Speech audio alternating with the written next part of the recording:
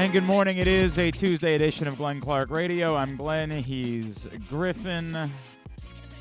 Still not feeling good about it, but we do the show anyway. That's the way that it works. Coming up on the program today, the great Matt Stover will join us. We'll get his thoughts on what's going on with Justin Tucker. Also, I'll check in with our buddy Eric Edholm, NFL.com. He wrote about Patrick Queen. I have no interest in talking about Patrick Queen. In fact, you know what's really bizarre? His story about Patrick Queen has embedded in it a video of another angle of the eyes that they didn't show on CBS, but yet it has the CBS logo on it. So I effing befuddled as to where it came from, and making matters worse, it still would not have been helpful at all in overturning the play, because now Patrick Queen's standing directly in front of the camera angle. And despite the fact that obviously it's not a fumble, they still have to go to, well, maybe, because there's no direct vision of the impossibility of it, which is what they have to work with if they're going to overturn a play. I don't know what the hell is going on here. It's a voodoo, man. It's that voodoo in that place. That's that voodoo. I'm telling you. That place, this is the type of S that happens. Somehow Eric Edholm's column has a different angle that we weren't allowed to see on the broadcast. They may or may not have been allowed to see, and even if they were, it still wouldn't solve in getting the play correct. And so we have to continue along with this charade that Patrick Queen made this amazing play. That, again, legally speaking, he did. Legally speaking. Actuality? Almost certainly not. But damn it, that's the voodoo. The voodoo is multiple angles, still no way to make it 100% the officials know that, well, there just might be a chance that it was. No. Eric Edholm joins us in a bit. It's Tuesday, so we'll do our Tuesday stuff. Patrick Stevens will join us. Not a great night for Maryland on Friday, but a nice win, obviously, for Towson on Saturday, despite playing without Tyler Tejada against James Madison. We will talk about that with Patrick and everything else going on. Big week in the Big Ten, right? Wisconsin beat Arizona. Who did Indiana beat the other day? Wisconsin tried to lose the UT Rio Grande Valley last night. No, but they won. They did win. They won. They tried to lose. It doesn't matter. They don't go back and look at it and say bad near losses. That's not part of the equation. And didn't Purdue beat somebody this week too? They beat Alabama, right? That's right. They beat Alabama. Purdue beat Alabama, and Indiana beat, I want to say South Carolina, maybe. I don't know how. That sounds actually right. We'll talk to Patrick about all that. And also, it's Tuesday, so we will preview Waiver-Wire Wednesday with our guy Joe Serpico, PressBox Fantasy Football Analyst. That's all on the way. Hey, what's going on? What's happening at Live Casino and Hotel these days? They crushed South Carolina, actually. They did. Yeah. They did. But at Live Casino this season, you know what's going on. $7 in free slot play for every touchdown that is scored during home games for Baltimore or Washington's football teams this season. Live Rewards members get $7 in free slot play for those touchdowns. You have to have your Live Rewards card inserted correctly into the slot machine and be actively playing in order to get your prize. But once those touchdowns score during home games for Baltimore and Washington football teams this season, $7 in free slot play. Again, at Arundel Mills, must be 21. Please play responsibly. For help, visit mdgamblinghelp.org or call 1-800-GAMBLER. John Harbaugh did not offer an update on Roquan Smith yesterday, so fun. And we don't get like an official. I do think they put out an injury report on the bonus day. It's weird. They used to not put out an injury report on Wednesdays when the team played on Monday, but if I remember correctly, the last time they played on Monday night, what was that, the Tampa game? They did put out an injury report on Wednesday, but they said something like, it wasn't a full practice. I feel like there was some way that they tried to make it seem like it didn't count. Like, here it is, but it isn't real. The good news is they don't play till Monday, so there's some extra time in there, hopefully, to allow him to get back out on the field and be able to play. That is significant, particularly knowing that the the Los Angeles Chargers will want to run the ball. We call them San Diego. I try not to. Who did that yesterday? Somebody did that. Oh, Wilcox did it. Called them the Oakland Raiders. Oh. I get it. I mean, I wasn't even gonna. It's not germane to the topic. I'm not going to push back. Like, just not worth losing ground on. The Oakland Raiders and the San Diego Chargers. Names of cities. The Chargers are going to try to run the ball, and so it would be nice to have Roquan Smith out there to clean it up. That would be nice. So hopefully that'll be good news, but unfortunately no update on Roquan from John Harbaugh yesterday. No, John Harbaugh's very much in the throes of, I ain't telling you season. Now, as I said after the game on Sunday, typically when they know it's bad, they do tell you pretty quickly. But that doesn't mean they know he's going to play in the next game either.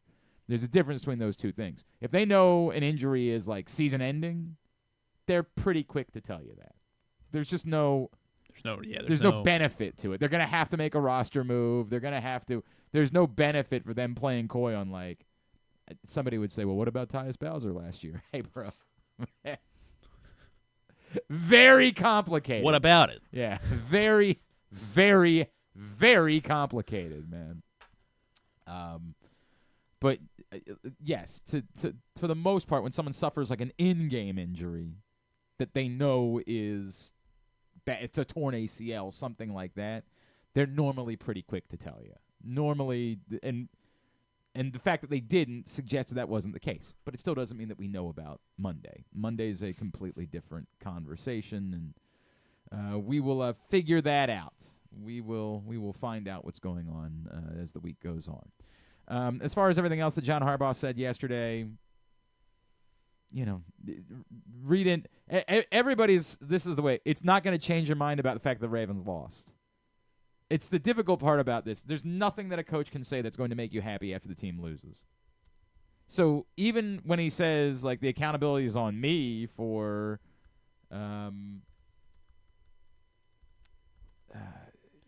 like the penalties, great. What does that do for you? Do you feel better now? Like, this is the problem.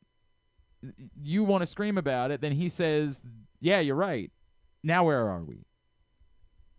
It's why it's why I'm kind of out on this type of stuff. It doesn't change anything. Great. So what does that mean for the next game? Does that mean there are going to be fewer penalties? 0 penalties. Does it mean you're saying, hey, if we get 12 penalties next week, then I'll step down as head coach? Like, what does that mean? But we're obsessed with this type of crap. Like, it's the stuff, I don't know how to explain it. We're obsessed with this. We're obsessed with Marlon Humphrey at the end of the game and when he left the field. The stuff that just, who cares? John Harbaugh says the penalties are on me. Cool. Now what? What do? Do we dance? Like, what? Who's buying snacks tonight? Like, what the hell does that do for anyone that John Harbaugh says it's on me that the buck stops here? The buck stops here. I guess if you were looking for news from yesterday, the news part would be they're not going to do anything about Justin Tucker. Now, any of you that thought they were cutting Justin Tucker had bamboozled yourself in a way that I can't possibly explain. And if you were listening to the Project Game Day postgame show on Sunday, this started with, I think, Ken out of frustration, and then Femi agreed with Ken, not realizing that Ken had suggested that, like, you cut Justin Tucker, you just move on from him, which I know Ken knows better than. I also understand that we're really pissed off, and so, like, we say things impacting this, and I talked about it yesterday. Part of what's impacting our thought process is what happened at the beginning of the year. And at the beginning of the year, everyone was making long kicks. Everyone. We were writing think pieces about how kicking had never been easier. Now we get to this point of the season and we realize that kicking is roughly the same as it is every other year, which means that if you take away those statistic anomalies at the beginning of the season, kicking's actually been worse in the last few weeks than it has been in recent NFL history,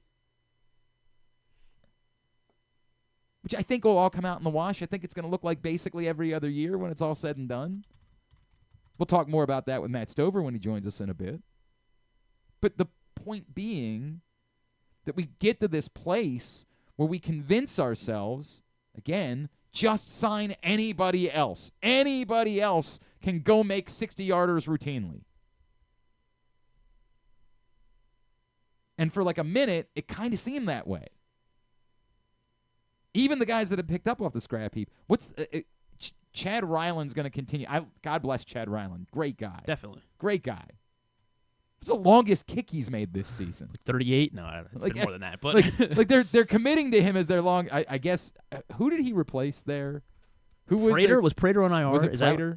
No, Prater. And I think the story is that they're going to stick with him because Prater is like almost healthy. I think I saw yesterday a story that they intend to stick with Chad Ryland. Okay, yeah, Prater was hurt.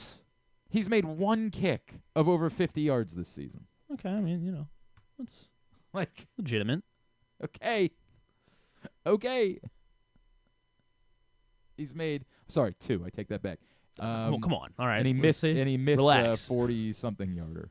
Yeah. Well, everybody does that. Again, apparently, Brandon Aubrey missed a 40-yarder last night. The guy that, again, we had convinced ourselves was the new best kicker in the world. Missed a 40-yarder last night. Now, none of this, as I continue to say, is a pass for Justin Tucker. It's not good enough. But the measuring stick that we just think that replacement level kicker is definitively better is bonkers. Like it is not based in reality. It's based in like what we paid attention to for 5 minutes at the beginning of the season, ignoring the actual fact. But again, as I continue to say, doesn't make Justin Tucker's kick percentage. I have gotten so many giggles out of you reminding me that there are PFF grades for kickers. You have no idea how many giggles I got out of that yesterday. You want another update? Legit giggles. After last night? I somehow during our fight on Project Game Day, Griffin went to PFF to pull up kicking grades. Well, Femi asked him to. I don't know why. I do what Femi says. Yeah, fair. We have a grade for kickers. It's called percentage. And I just can't stop giggling about the thought of PFF being like, yeah, he missed the kick, but he was in great position. Brandon Aubrey's still number one. His technique was just flawless. Sure, the kick was 5 yards left. Well, but I mean, boy, he just looked really good kicking it. So something gets blocked, maybe, I just can't get over this. Like, I can't get over that they have grades for kickers. Dustin Hopkins should not look up his PFF. Probably not. He had a really bad day on Sunday. He's the only guy that probably had a worse day than Justin Tucker. What did he miss? 2 inside 30 or something like that? God, yeah. Well, because was it he missed a 32-yarder? There was a penalty, so they moved it to 27. And he missed it again? Christ. I'm pretty sure that wasn't his. I think it was a historically bad day for Dustin Hopkins. But it wasn't a great day for Evan McPherson either. Like this is the issue. The issue being, again, this is the reality that we have. And when I say these things, it's not to say, hey, Justin Tucker's great. And that's the problem. Like, the problem is the way that we think about these things, you're either saying one thing or the other. There's no room for nuance within the takes. That's just not the way that we exist in this very online society. This online society is you're either saying Justin Tucker has to go or, you're an idiot. Justin Tucker is the greatest kicker of all time. I'm not saying either of those things. I'm saying right now Justin Tucker's not good enough. But I don't think the guy you're signing off the street is any better. I think it's insane to think that. What if it's Matt Prater? And Matt Prater was better, but Matt Prater went through exactly what Justin Tucker's going through. So, which version are you getting? Like that's the issue here. And then you add in all the reasons why you don't do it, which is like you're going to sign up for $7 million in dead cap space plus whatever you have to pay another kicker next year. Then you run the risk of Justin Tucker being the kicker for the Chiefs. Well, it's not the Chiefs. They're provided Harrison Butker is healthy, he's going to be their kicker. But insert team name here. I guess that's the good news is that the other two teams that beat you all the time have kickers. So it's not them. But maybe Evan McPherson's shot and Cincinnati signs him. Or maybe he's the guy in Buffalo. Tyler Bass is pretty good. Goes to the Colts or something. Yeah, whatever it is. Somebody you got to face in the playoffs. And you're taking on nearly $10 million in dead cap space combined between his dead cap space and whatever you'd have to pay to a new kicker. to let him beat you? Again, might end up being the case. If this continues and you just get to a point where you say we can't do it anymore, so be it. I think there are exercises that the Ravens would participate in before then. We'll talk about it more with Matt Stover when we chat with him. I've said before, I have no issue. If John Harbaugh had said yesterday, or if today, because he might not say it, today we find out like a report that, hey, the Ravens had so-and-so in for a workout, then there's your answer. Kari Vedvik. I don't think it's going to be Kari Vedvik. I don't think that's going to be the case. What happened to that guy? They got a draft pick for him. That's hilarious. I mean, it's objectively hilarious. Do you know who the new most accurate kicker is in NFL history now that Justin Tucker missed 2 kicks on Sunday? Shouldn't be Younghoe Koo because he missed like 5 the other day. It's not, again, because kickers stink. I mean, I guess I'll just, even though he missed one last night, I'll default to Brandon Aubrey. It's not Brandon Aubrey. I will go to, like, what's the minimum number of kicks? All right, let's go. I don't know, to be honest with you. Most accurate kicker now would be most accurate now. Chris Boswell, sure. It's not Chris Boswell. Chris Boswell has by far and away the best kicker this season. This season for sure, but Chris Boswell has been Justin Tucker. Is he still active? Is this like a? I think so. Is it the kid Minnesota Reichard? Whatever. No, it's not Will Reichard. Yeah, Will Reichard. I don't know. Bucker. It's not Bucker. Let's go Cam Dicker. He is Dicker the kicker. Yes, he is currently an active kicker. It's not Cam Dicker. No. Then let's go. And who the heck could it be? Chase McLaughlin. He's so good. The most accurate kicker in NFL history. So good that he's currently on his 6th NFL team. Kaimi Fairbairn. He missed a couple last night. Kaimi Fairbairn. He actually did he? I don't know. I don't remember that, but maybe. It was a really difficult game to pay attention exactly. to. I turned it off awful. after a bit. Just awful. Saw Ovechkin score another goal. You know, that's how bored I was with it. God love you. Let's go with. It's not going to be Dustin Hopkins. I don't think. Nope, not Dustin Hopkins. Sure not. Not Evan McPherson. Other kickers. Jake Elliott, not him. Can you name the kicker for this team? Yeah, right. The team is very bad. Did the Saints trot Taysom Hill out to kick a few field goals? Yeah, he did everything else. I believe that Groupie is still there. Yeah, Groupie. Darn. I wonder what he calls his fan club. Groupies? No. That'd be a good one. I bet. Worse than the Saints. Team that's worse than the Saints. All right, the Jags are in line for the number one pick. Not the Jaguars. Okay, I don't even know who their kicker is. I don't either. So good. Let's see. Who's kicking field goals for the Patriots? It's not the Patriots. Who's kicking field goals for the Titans? Not the Titans. You're doing a good job of naming bad teams. I confirm to you this is also a very bad team. Jason. Well, I was gonna say Jason Myers, but the Seahawks aren't. They're perfectly average. They're a good team. Yeah. Bad teams. Go over bad teams. Bad teams. Think about bad quarterbacks here. Who's kicking for the Bears now? Not the Bears. Worse than the Bears. The most accurate kicker of all time we're talking about. Yes, the most accurate kicker of all time. Yeah, this is great. It's not going to be Jake Bates because they're a good team. Not Jake Bates, no. They're a good team, and he's a good kicker. Let's see. Who else is bad in the football? Yeah. You've named a few of them. For some Eddie reason. Pinheiro. Eddie Pinheiro is the new most accurate kicker he's not. That can't be true. History. That can't be true. Eddie Pinheiro apparently 101 makes and 113 attempts, 89.38%. So, I guess every single miss has been a game winner, I guess. I guess. He has surpassed Justin Tucker, who is now second at 89.34%. Wow. Yeah. Well, good for Eddie Pinheiro. The top 5 are all active kickers. 3 is Bucker, 4 is Carlson. Who is Eddie Pinheiro kicking for? He's for the Panthers? Yes. Okay. Who are a definitively bad team. What's he attempted, I don't know. Here, you got 6 field goals this year? We are where we are. Yeah, anyway, this all started with a fight on Project Game Day, which you can join us for next Monday night. The next Project Game Day, when the Ravens take on the Chargers. Immediately following the game, go to PressBoxOnline.com/gameday. Come hang out with myself, Rita, Femi, KZ, Stetka. For Project Game Day, PressBoxOnline.com/gameday. The Ravens say they are not making a move at kicker. The other news from last night, Colton Cowser, not the American League Rookie of the Year, narrowly defeated by Luis Heel of the New York Yankees.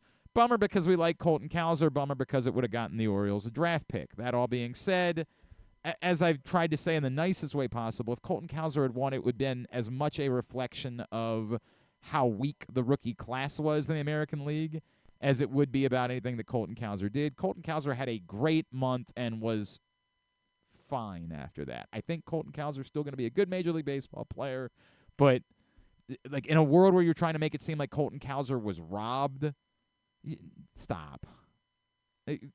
Colton Cowser had a great month and then was a guy. I want to know who was voting for Wyatt Langford. Wyatt Langford? Yeah, that was strange. That was strange to see Wyatt Langford. That's what I'm more upset about. I don't care about that at all. You just can't get me to get worked up about this one. It's a weak AL Rookie of the Year class. If Colton Cowser had won, it would have been great. It would have been neat because it would have gotten you a draft pick. But can I tell you that I think that the Orioles were robbed or Colton Cowser was robbed? No, I can't do that. And not because Luis Gil was so great, but that's the problem. Like, I think Luis Gil was great, was really good for 2 months, and Colton Cowser was really good for 1 month. So 2 months is greater than 1. There's my answer as to why Luis Gil was Rookie of the Year over Colton Cowser. That's it. All right. Let's talk Ravens, obviously. Our next guest, NFL.com is where you find him. I don't have any interest in talking to him about Patrick Queen, but that's what he wrote about on Sunday. He is our friend Eric Edholm, and he's back with us now here on GCR. Eric, it's Glenn. What's going on, brother? How are you? I got to go for the low-hanging fruit. I'm sorry. This is the really frustrating part about it, Eric. I was like losing my mind about this yesterday. Embedded in your column is a video of the play that Patrick Queen made, right?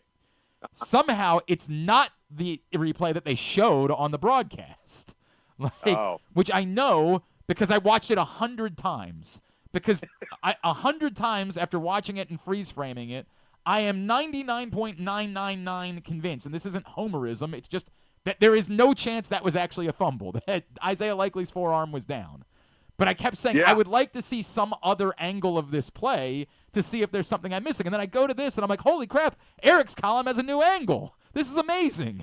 And yet that angle is also blocking the ability to prove definitively that it wasn't a fumble. I'm still convinced to this day that it wasn't actually a fumble and that Isaiah Likely's forearm was down, but bully for Patrick Queen. Obviously, it's a great moment for him. And, for this week, he gets to thump his chest. That's the way that this works. That's the way the sport goes. And the Ravens get another chance here in a couple weeks. Yeah. No, obviously it's been a tough slog against Pittsburgh for various reasons, I guess. But I'm, I give Queen a little bit of credit. Maybe this is a convenient way to sort of spin it after the game. But I mean, he didn't seem too terribly interested to play the revenge angle, but then sort of, basked in the glory of, hey, we won this game and I was ready to put on a show or whatever. But yeah, I mean, it comes with the turf, right? You have one of these great rivalries, and I put this one very close to the top. I think it's one of the best.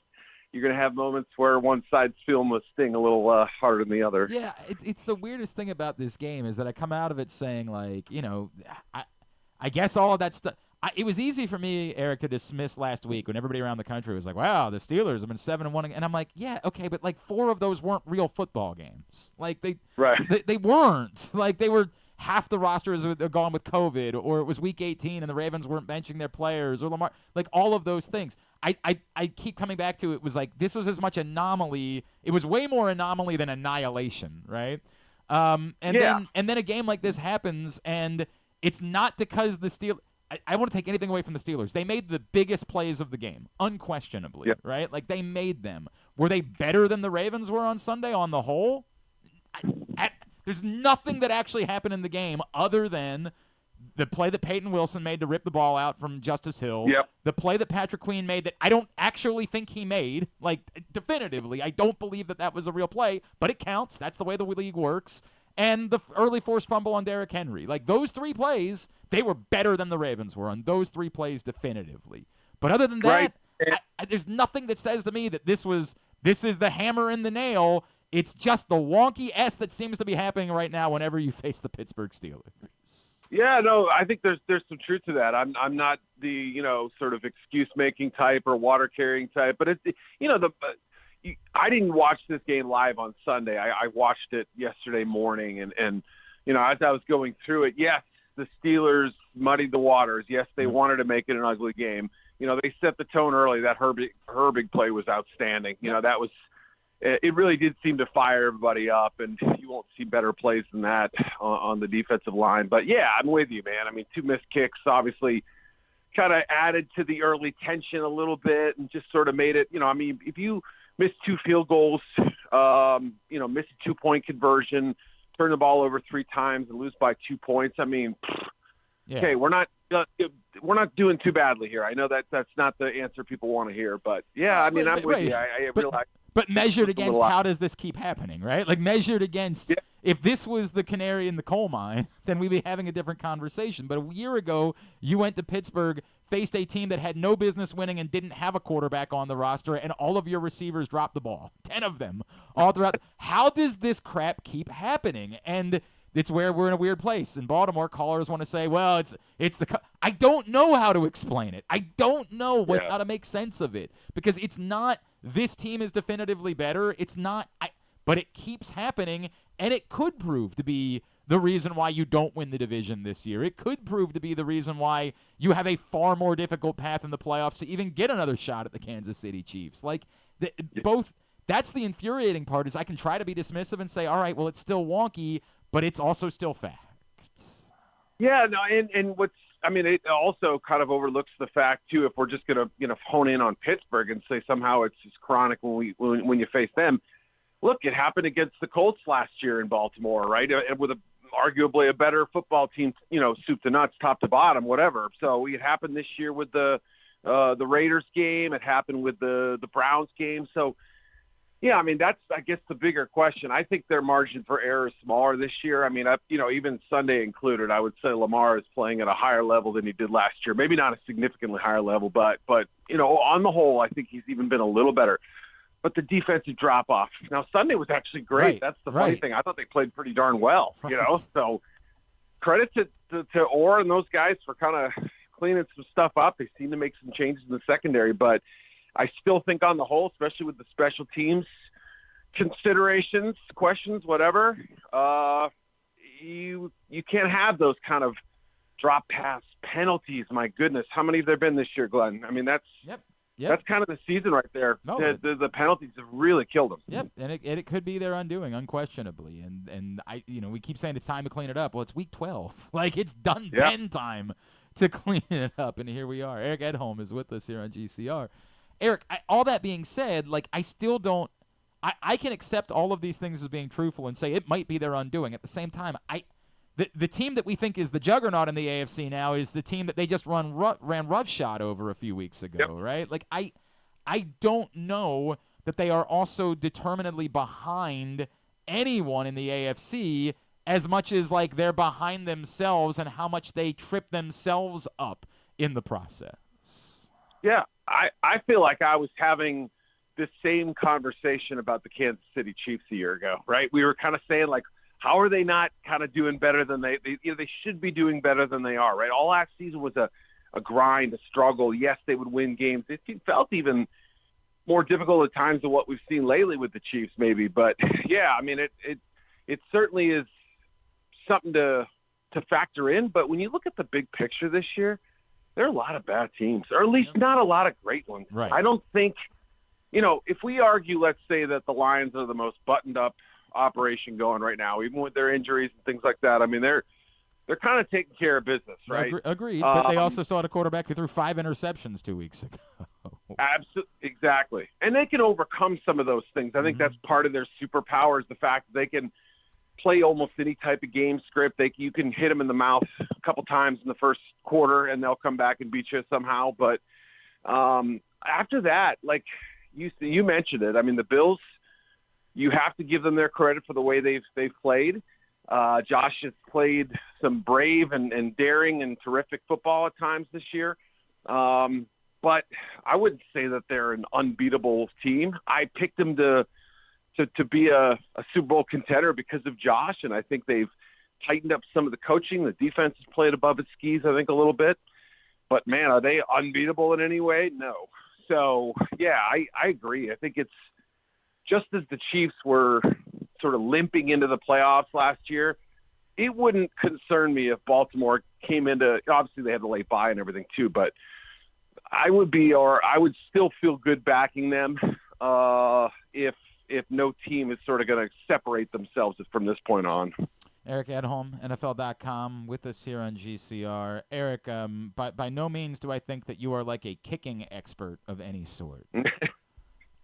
I don't know. Like, John Harbaugh says, look, we're not doing anything. Justin Tucker is the kicker. He's Justin Tucker. That's the way that it goes. And, like, I know that's the correct answer. I get it because I know enough of the details to know, hey, while we were all hot and bothered about kicking in the first couple of weeks of the season, and we were all like, wow, everybody's just making 60-yard field goals all the time.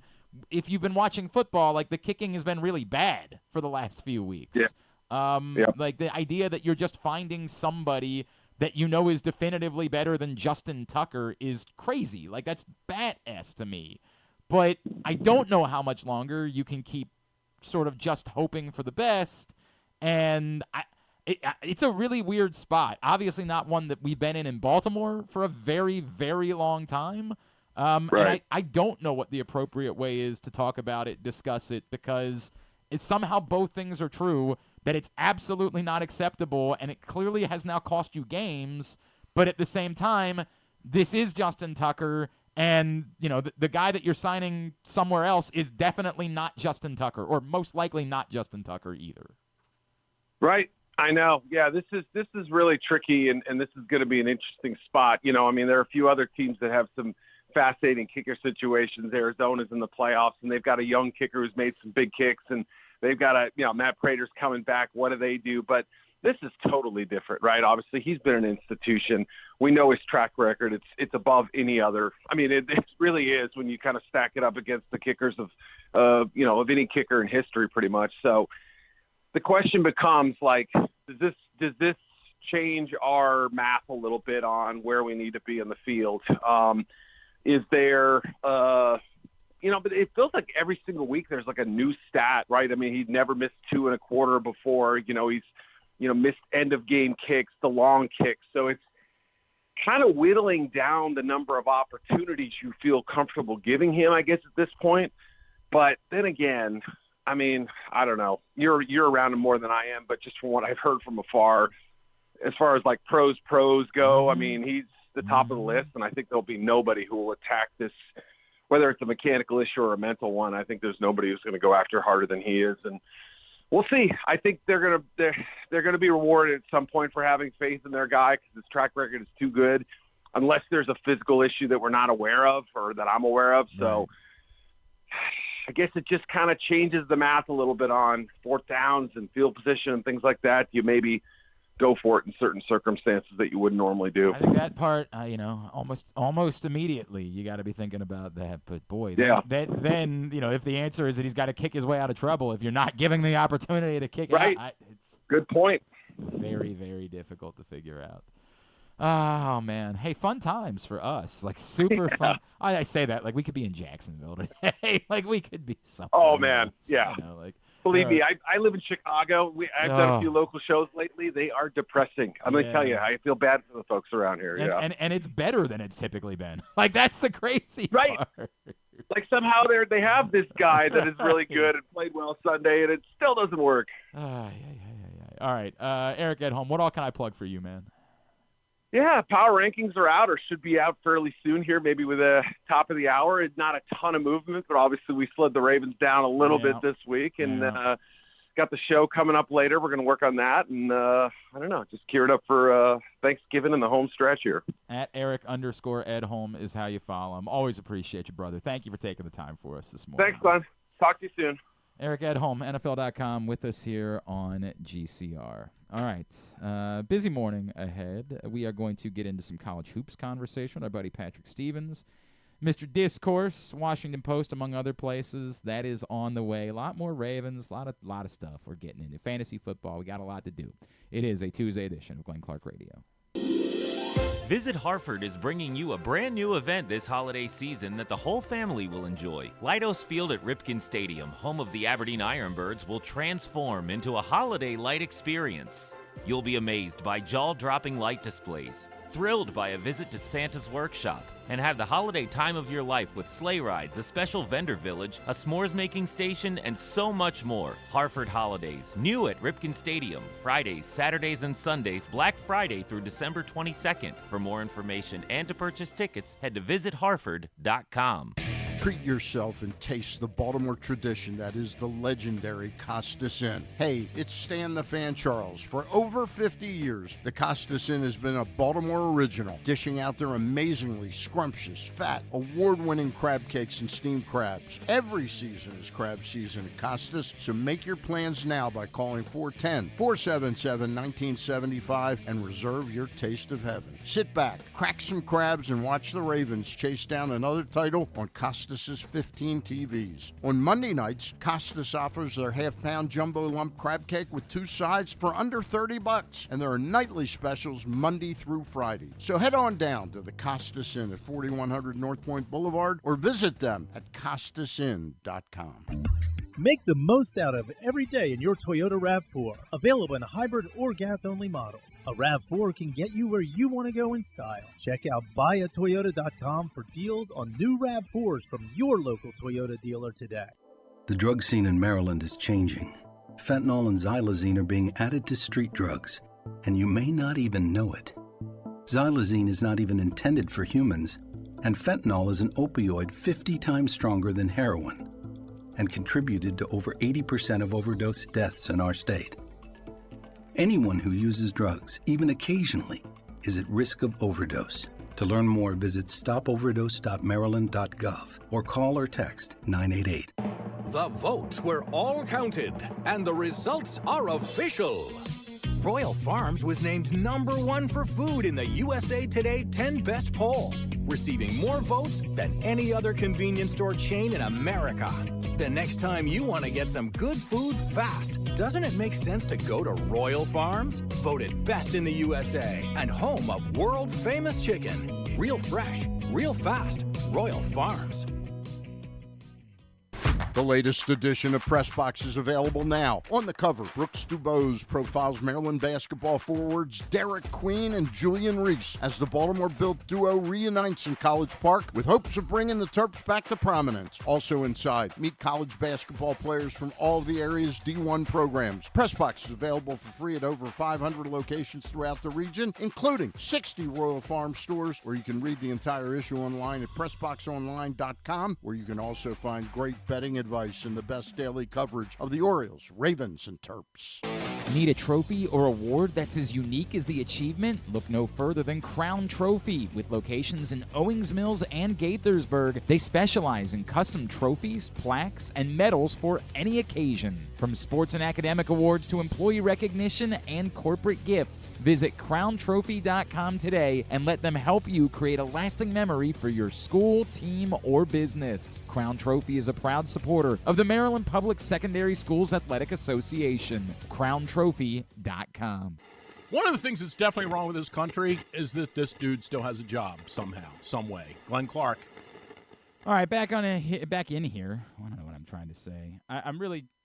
Give me 1 second, then we're going to talk some college hoops. A couple weeks ago we learned the really just awful news that our friend Pete Medhurst had to have a brain tumor removed and was dealing with brain cancer.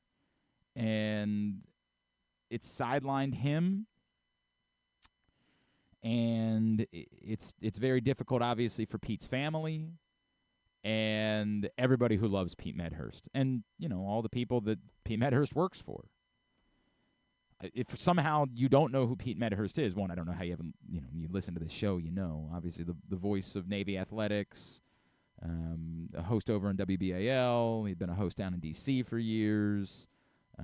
He's been part of the Ravens game day broadcasts. He's been part of the Nationals broadcasts. He's Big Ten Network, Rosecroft Raceway, everywhere, man. I've been involved with Pete on a lot. I mean, he is a broadcaster's broadcaster, a pro's pro. He's unbelievably great at what he does. He has been a friend and a mentor to me, and there aren't 3 people in this business that are more important to me. Pete's family has set up a GoFundMe to try to help with the expenses that have come along with Pete's diagnosis and his surgeries, and we need you to step up. It's time. We need you to step up. And this time of year, we're going to be asking you for a bunch of different stuff. We'll obviously be, if you can help out with AJ Francis' food drive this weekend, we'd love to have you help. We're going to be talking about helping out Mission in the coming weeks. But right now, this week, that's what we need you to step up for. I'm about to post on Twitter the link to the GoFundMe. If you just search Pete Medhurst, you'll find it on Twitter. But we need you to step up for our guy and his family. He has been great to us over the years. He's been a regular visitor on GCR. He's one of the best humans I've ever known. I need you to step up and help out with Pete Medhurst and his family. It is a cause that is significant to us. I'm not going to challenge you. I'm not going to call you out by name because I'll save that for other things. But I'm asking you, if it's $5, it's $5. If it's $1, it's $1. Whatever you can. If it's $1,000, it's $1,000. This is brain cancer that we're talking about. What's coming along with this is overwhelming for Pete's family. So I ask that you step up and you deliver anything that you can to support Pete Medhurst, to support his family. I appreciate it. I thank you. And I also ask that you continue to share the word. Retweet our tweet once it's out. I'm about to finish it in 2 seconds. Retweet anybody's tweet about Pete Medhurst and the GoFundMe. Do anything that you can, including a donation, but anything that you can to spread the word. Pete Medhurst's family can use our help right now. So we implore you, if you can make a donation, great. At least, please share, spread. A lot of people in this community are very aware of Pete and his impact. So that's our ask, is that you step up, and the GoFundMe is up, and I will be sending the tweet out in just 1 second. All right, it's Tuesday, and on Tuesdays, obviously, we talk college sports with our guy Patrick Stevens. Of course, Washington Post at Discourse, D1S Course is how you follow him. And Patrick is back with us this morning here on GCR. Patrick, what's going on, sir? How are you? I am well. How are you, Glenn? I'm all right. If the context is the comparison to last season, and I know you had fun with this last week, and they're certainly not as unwatchable. If the context is the comparison to last season, even coming up a little bit short against Marquette, I think it's pretty clear this is a more palatable, a more pleasant, and probably a better basketball team at the University of Maryland. If the context is the ability to compete to get into the NCAA tournament, do we have our answer yet as to whether or not they can do that? Can they compete for it? Yeah. I mean, like what we saw on Friday was a team that looks like it is capable of at least being in the conversation once you get to the final month or so of the season. And that's obviously a lot better than where it was last season. And there's obviously also a fair bit of room to grow as everybody kind of figures each other out. I think that losing by 4 points to Marquette is probably about right. I mean, that's a really good program right now. And you also saw yet another. They've had now 4 games, and they've had 4 different guys reach 20 points in a game. Sort of adds to that. I do think you can sit there and have fair questions about, well, can you get Julian Reese and Derek Queen going at the same time?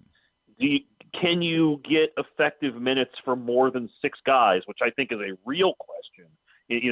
I think that was one of the more revealing things that's maybe a little troubling if you're Maryland, as you're looking and sitting and saying, beyond your top 6, you got 14 minutes and no points from everybody else on the roster. So there are real things that Maryland's going to have to answer. But at the same time, this does not feel the same as what happened early last season when they lost to UAB and Davidson and then scored, 40 or so against Villanova. Yes. And you felt like, well, they're really, really up a creek. This loss doesn't do that much damage, and there's some encouragement to take from it, but it's also very clear that there's a lot of work to do as well. I think a lot of people have wondered, should Deshaun Harris-Smith be starting over Rodney Rice at this point? Well, that depends on how important you think starting is, right? Like, That's fair, if you look at the minutes, minutes total, Harris-Smith played 29 the other night, and Rice played 32. Okay. All right. And I think if you're sitting there like a coach and you're like, I want to have an option on the bench in case things are stagnant early, which of the two guys would you almost rather have as your break glass in case of emergency option? That's a fair point. Right? That's a fair point. You know? Yep. So, I mean, I think I would rather have Rodney Rice coming off the bench in that case because I think you have a little bit more reliability and scoring punch at this stage of the season and at this stage in their respective careers than Deshaun Harris-Smith. But either way, based on what those minutes totals were, you're talking about two guys that are probably going to be in the 25 to 30-ish minutes range regardless, no matter what happens. So obviously they play Canisius tonight, but this Sunday when they play Villanova, are we at the point where like this almost is a must-win game now for Maryland against Villanova? It almost kind of is, and in some ways it's one of those things. And you see this in other sports, right? Like if it's baseball and you're running into a team that's had 3 starting pitchers on the injured list, like that's the time to go get them, right? Like if you have a spate of injuries, the opposing team's quarterback is hurt, and they're down a running back too or something, like that's the time to get them. This is the time to go get Villanova, and it might be all season. Based on what I saw the other night at the arena, right. The way that they played against Virginia, but this Villanova team has some serious issues, and you're just kind of watching them. Their best player is Eric Dixon, and he had a good game. But beyond that, and that's a 4/5 type. Beyond that, they don't have guys that can go get buckets for the most part. I mean, Wooga Poplar did earlier in his career at Miami, but my gosh, like they've got point guard questions, they've got scoring questions. They didn't defend the 3 at all against Virginia, and Virginia had a good game. Nothing, not to take anything away from them, but yeah, if you're Maryland, that game up in Newark on Sunday is a game they really do kind of need to win. Yeah, that's certainly the way that comes off. Patrick Stevens with us on GCR. Before we get to the rest of the locals, just what a week for the Big Ten, obviously. Maybe a reminder that it ain't going to be easy when you get into conference play. No, it's not, and certainly I think the headline win in that group, right, is Purdue beating Alabama in what was a fabulous game that I wish I could have watched on Friday. But Purdue's Purdue. You're right? saying like, Virginia Villanova and Virginia Tech Penn State weren't equally as captivating? Well, I'll tell you what, Ace Baldwin played great. He did. He sure did. That was a cool moment for him. He had a fabulous homecoming, and they certainly look like a team that's not going to finish like 17th in the league. And in some ways, you go back and look at what Mike Rhodes did at VCU, and they were choppy in year 1 and then got really good in year 2. The other thing in the Big Ten, and I know that in terms, you bring in Oregon and you bring in UCLA, and so you have some better guards.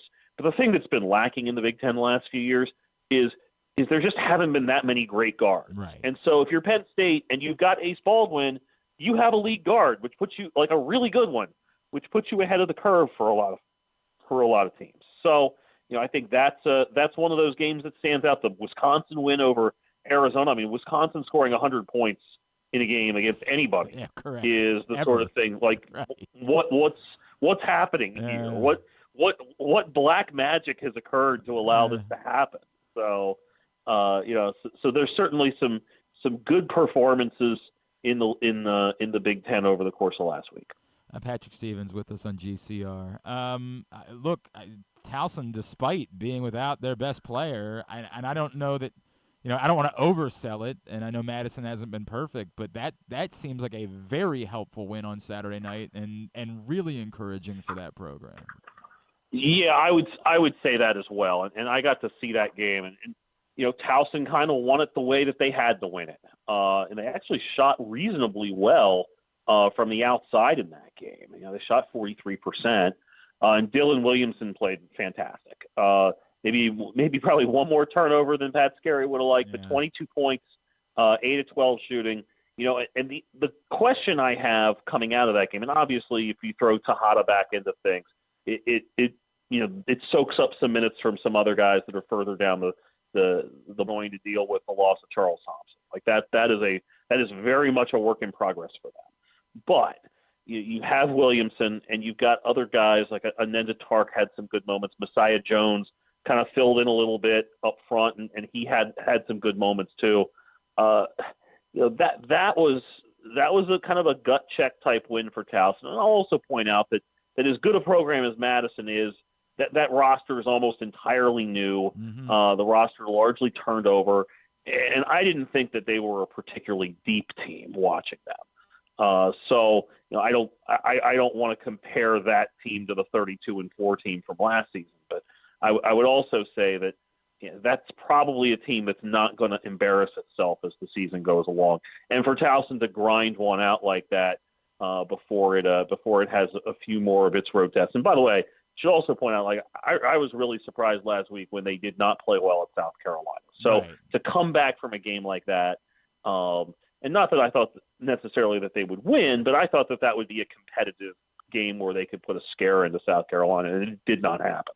So for Towson, kind of getting back on track now, 2-2, that certainly helps. And I think if you're Pat Scarry, the thing that you might like as much as anything, you drew 3,000 people. Yep. And they had one of the better crowds that I've seen over there. Maybe not as good as when the arena opened, maybe not as good as when they clinched the CAA regular season against Delaware, but a really good crowd. And maybe that's a thought for Towson to perhaps look for a few more of those, Saturday night type environments as opposed to popping everything at 2 o'clock or so on a Saturday. That's interesting. I was going to bring up that all being said, that Charleston looked like word beaters. That said, I had no idea they turned around and lost to Liberty after that thriller against Florida Atlantic on Friday night. So maybe Charleston isn't the world beater that I thought that they were. Well, I mean, and Florida Atlantic doesn't have the same roster that it had a year ago. So, I think Charleston's still going to be really good in that league. Yeah. And you look at Hofstra, who's now beaten Seton Hall and UMass back-to-back and beaten Iona. It certainly looks like Hofstra is going to be heard from in that conference. And best not to discount UNC Wilmington, which always seems to have a whole bunch of dudes. And they're off to a 3-0 start. They play out at Kansas tonight. That said, if you haven't seen the end of double overtime in that game against Florida Atlantic, that dude Berzovic knocked down a 3 at the buzzer. It was a wild scene the other night. I was all over the place. Unfortunately, it doesn't seem like there's a whole lot else to be talking about on the local front at the moment.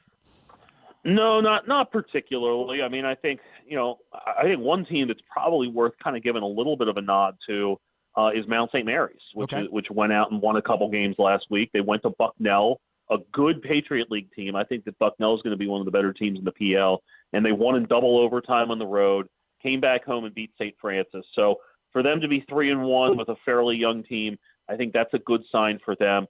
I caught UMBC and Coppin State on Thursday night and walked away impressed with UMBC for being a better defensive team than it was last year, and then it turned around and lost to St. Peter's on Saturday, a quick turnaround. But I do think that it's a better version of UMBC, especially relative to where it was at this time last year. Ace Valentine had 10 or 11 assists in that game on Thursday. And if they have a couple guards that are sharing the ball like that, I think they have a chance to maybe make a push up into the America East standings. But there's obviously a long way to go, and they still have some things to sort out. And then before we play the game, because the Champions Classic was after we talked to you last week, what do we make of Kentucky and a statement win like that? Well, they're old. I think that was kind of the big thing that you took away, like that they had a bunch of older dudes, some that have some high-end experience. A guy like a Lamont Butler. I had no idea Lamont Butler. I don't know how I missed that at all. Like that, I was like, wait, Lamont Butler, really? Yeah, that Lamont Butler. Jackson Robinson played for Mark Pope at BYU for a couple years. Another one of these. He's now on his third SEC team. In addition to playing for BYU, he played at Texas A&M and Arkansas. Welcome to 2020's college basketball. But they're old, and you saw, as good as Cooper Flagg was in that game, Cooper Flagg had 2 turnovers and failed to box out in the last minute or so. And so that is, I think really one of the big themes, not just of early this season, but over the last 4 or 5 years in college basketball, where you have all these older guys that are floating around, and those teams that have a little bit more experience have a chance, especially at this time of year, to create a little bit of separation. And I think that's kind of what happened for Kentucky.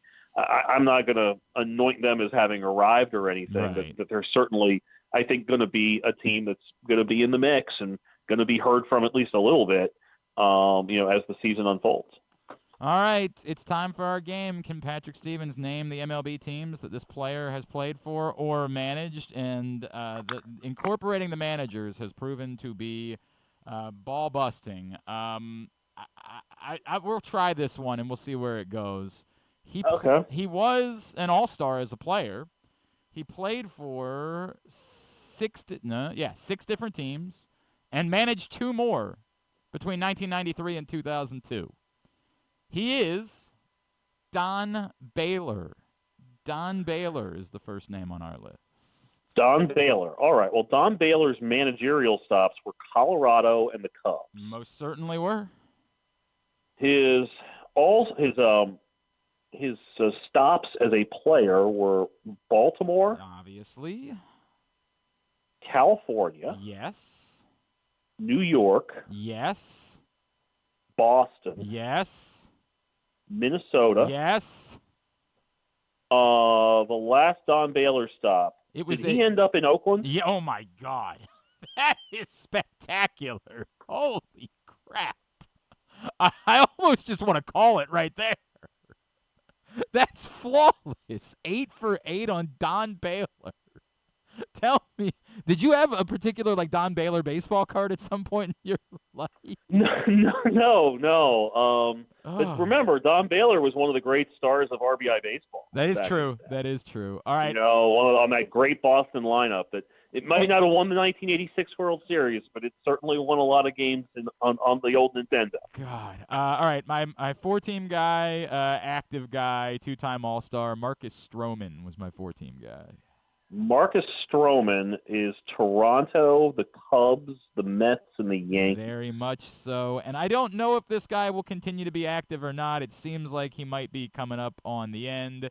But 5 teams for Adam Duvall. Adam Duvall. Oh, my. Well, Cincinnati, Atlanta, the Marlins, right? Yep.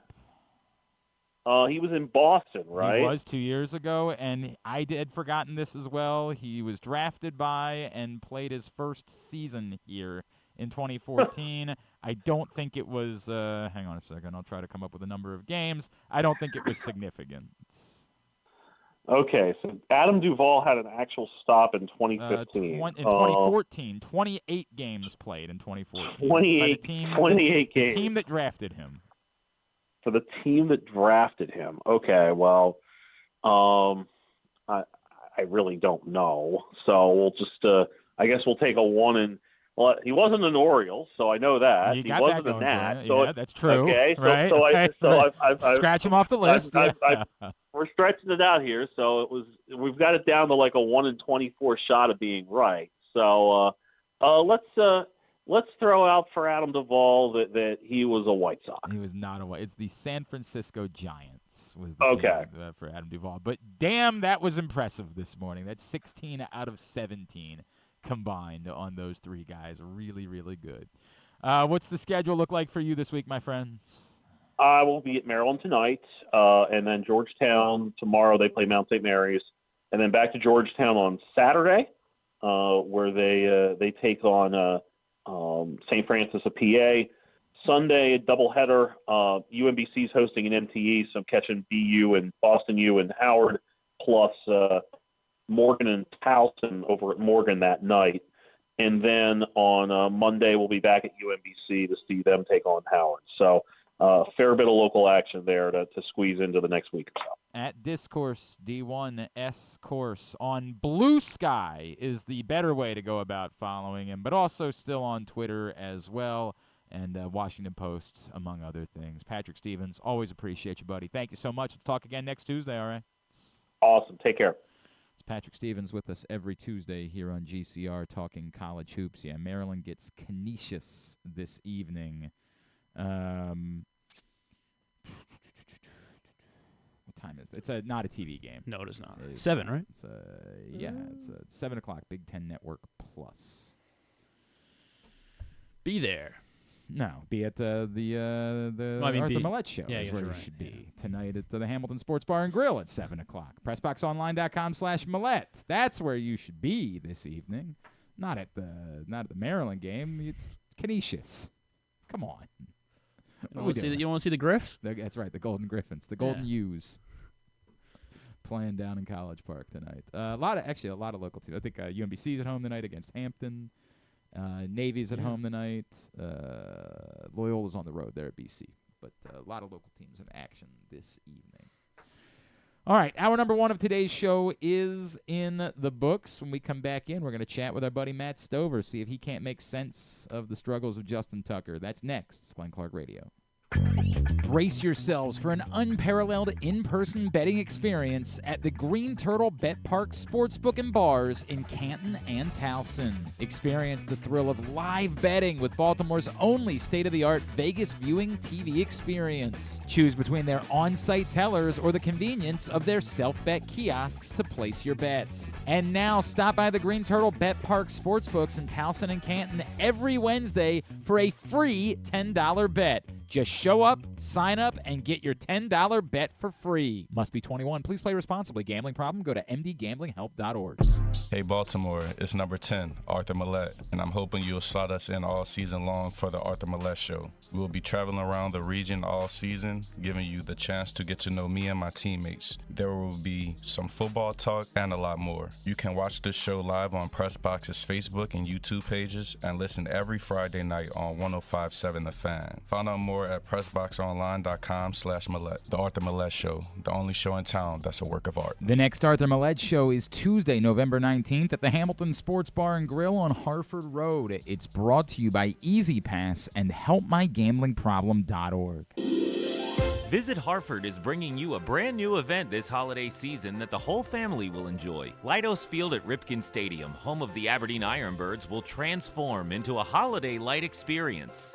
You'll be amazed by jaw-dropping light displays, thrilled by a visit to Santa's workshop, and have the holiday time of your life with sleigh rides, a special vendor village, a s'mores-making station, and so much more. Harford Holidays, new at Ripken Stadium, Fridays, Saturdays, and Sundays, Black Friday through December 22nd. For more information and to purchase tickets, head to visitharford.com. Whether your focus is luxury and comfort, convenience and technologically advanced connectivity, or sporty performance and aggressive styling, we've got the perfect Highlander for you. Check out buyatoyota.com for deals on new Highlanders from your local Toyota dealer today. The ultimate fan experience awaits you at Sports and Social Maryland. See how we're raising the sports bar with our massive 100-foot media wall featuring 40 HD TVs and a 47-foot big screen. Bet on your favorite teams and this year's biggest events at the FanDuel Sportsbook while enjoying your favorite beers and cocktails, plus our delicious takes on bar food classics. Visit Sports and Social at Live Casino and Hotel Maryland at Arundel Mills. Must be 21. Gambling problem? Call 1-800-GAMBLER. The drug scene in Maryland is changing. Fentanyl and xylazine are being added to street drugs, and you may not even know it. Xylazine is not even intended for humans, and fentanyl is an opioid 50 times stronger than heroin, and contributed to over 80% of overdose deaths in our state. Anyone who uses drugs, even occasionally, is at risk of overdose. To learn more, visit stopoverdose.maryland.gov or call or text 988. Gambling can be a fun and entertaining experience, but there are risks involved. If you're planning on betting on the game at the casino or on your phone or computer, know your limit, stay within it. Set a budget and a time to stop. Remember, gambling isn't a financial solution, and it doesn't mix well with alcohol or drugs. Know the risks and have a plan before you begin gambling. For free and confidential services, call 1-800-GAMBLER 24/7 or go to helpmygamblingproblem.org. Driving in Maryland? Did you know an Easy Pass from DriveEasyMD.com can save you time and money? Of course you did, because you are a thrifty driver. An antenna reads your Easy Pass transponder and automatically deducts the toll from your Easy Pass account. There, you just saved money with Easy Pass, all without slowing or receiving a notice in the mail. Well done, thrifty driver, well done. Get your Easy Pass at DriveEasyMD.com. contrary to what some people believe, I actually like this guy when he sleeps. Glenn Clark, talking sports. All right, back in here into hour number 2 of today's program, and we still have a lot to do. We got to get into 5 plays later on this hour, but had to do this one a little bit earlier on because of his busy schedule. Always a pleasure to catch up with the great Matt Stover right here on GCR. Well, I feel like for whatever reason, we normally end up catching up with this guy too often when there's something going wrong and we want him to explain it to us and not just to say, hey, man, everything's great. Let's talk about it. He, of course, is one of the greatest players in Ravens history, member of the Ring of Honor, Super Bowl champion, and all-around great guy. He is our friend Matt Stover, and he's back with us now here on GCR. Matt, it's Glenn. Always great to catch up, man. Thank you for taking the time for us. Hey, Glenn, thanks for that. Greatest player. Really? I'm a player? I thought I was a kicker. There's a big difference. That counts. It counts. When you guys are making kicks, it counts. And then when you miss a couple. Oh, man, yeah. Everybody looks at you. Oh, you know how that goes. That's good stuff. All right, but it's fun. I can bring some some thinking to this issue with Tucker and the team and kicking in the NFL. Maybe your audience will enjoy this. Right. I think they will. Can I start in an interesting way, Matt? Because I wonder if you could give me perspective. Did you know at any point that you couldn't do it anymore? We remember, obviously, post the years in Baltimore, and we try to block them out. Certainly, one particular team, we try to pretend like you never kicked for them. But was there a point in your life that you said, if I can't do this, it means I can't be an NFL kicker anymore? I evaluated that every year, Glenn. Every year I looked at my performance the year before. Then I got during the off season. I felt, the body. I was blessed with good genes, I guess, and I recovered quickly, and I knew how to manage myself on and off the field. And with that, I just allowed myself to evaluate and be retrospective, and also, can I perform to a high level? So one of the things that you discount, yes, there's the physicality of it, but there's also the physicality of it, the mental piece, not the physicality, but the mental piece and the emotional piece. Mentally, do you want to get shot at? So that's literally what it feels like when you're a kicker. You're running out there all by yourself. Everybody has a gun on you. And if you miss it, you get shot, and you really have to feel and be willing to take that on. And if you do, then you have the emotional flavor. Basically, you want the ball. Do you still want the ball, and how bad do you want it? I mean, if it's third down and they're in field goal range and they get a first down, you're pissed off. Yep. That's really what you have to have emotionally. Mentally, it's, do you have and they kind of go both to hand in hand, but mentally, are you still sharp? Do you still approach the game with fervor, with resolve? And if you do, then put yourself out there and see how it works. Sometimes let's say this, it is hard every time you go out on the field. It's never easy. I had the most consecutive extra points of all time for several years, 13 years without a miss. Mind you, it was only 20 yards. But still, right? And the reason was because I never thought an extra point was easy. And if you look at a 33-yard field goal, it's a 4-foot putt in the PGA. It's 92%.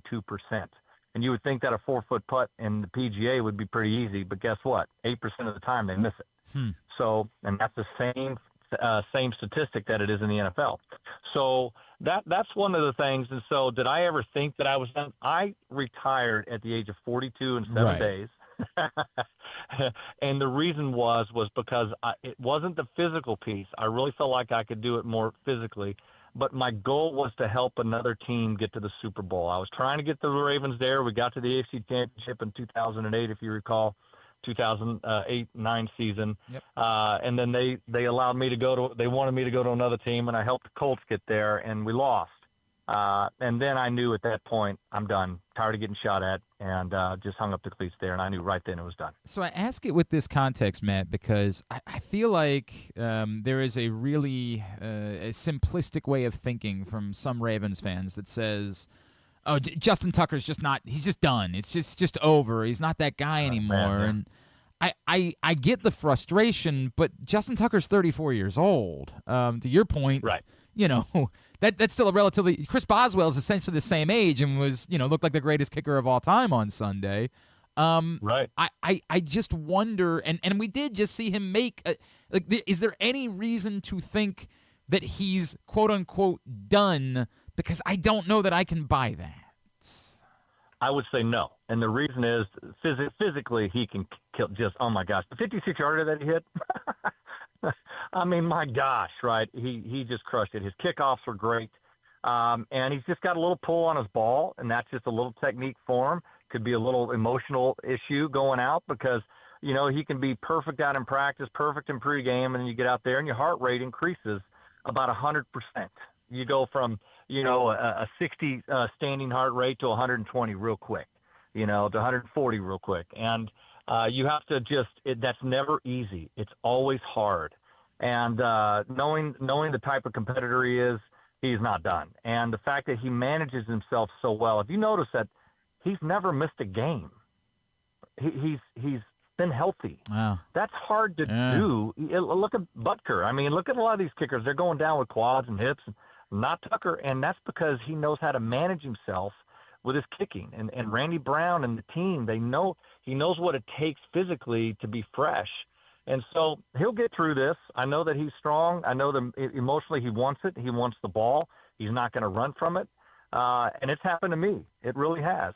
So, I would say this, just take the next kick, hit it easy. You don't have to hit it hard, and just want the ball. And I know Tucker, he'll get through it. Matt Stover is with us here in GCR. Matt, to your point, you bring up like emotional, and I feel like obviously the technique question and why the ball is drifting to the left in particular is big, but given the fact that this is a repetition thing and this is like the one thing that you do, does it become almost a mental thing when you miss a kick or two? Like, does it become a place where it can really screw with you? Yeah.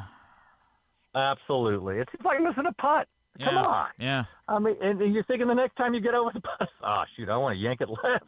I mean, and absolutely. And how do you overcome that? You go out there and you trust yourself. You go out there and trust the snapper and the holder. And you know technically what you do wrong. You talk to a golfer and he misses left or he, duck hooks one or pulls or slices it right. He knows exactly what technically he did. I will guarantee it. He does. He knows what happens. And that's exactly what Tucker knows, and he just got to get out there and relax, hit it easy, and just get through it. And that happened to me 2005. I went 0 for 3 one night, Sunday Night Football against the Colts, and everybody looked at me like, what was that?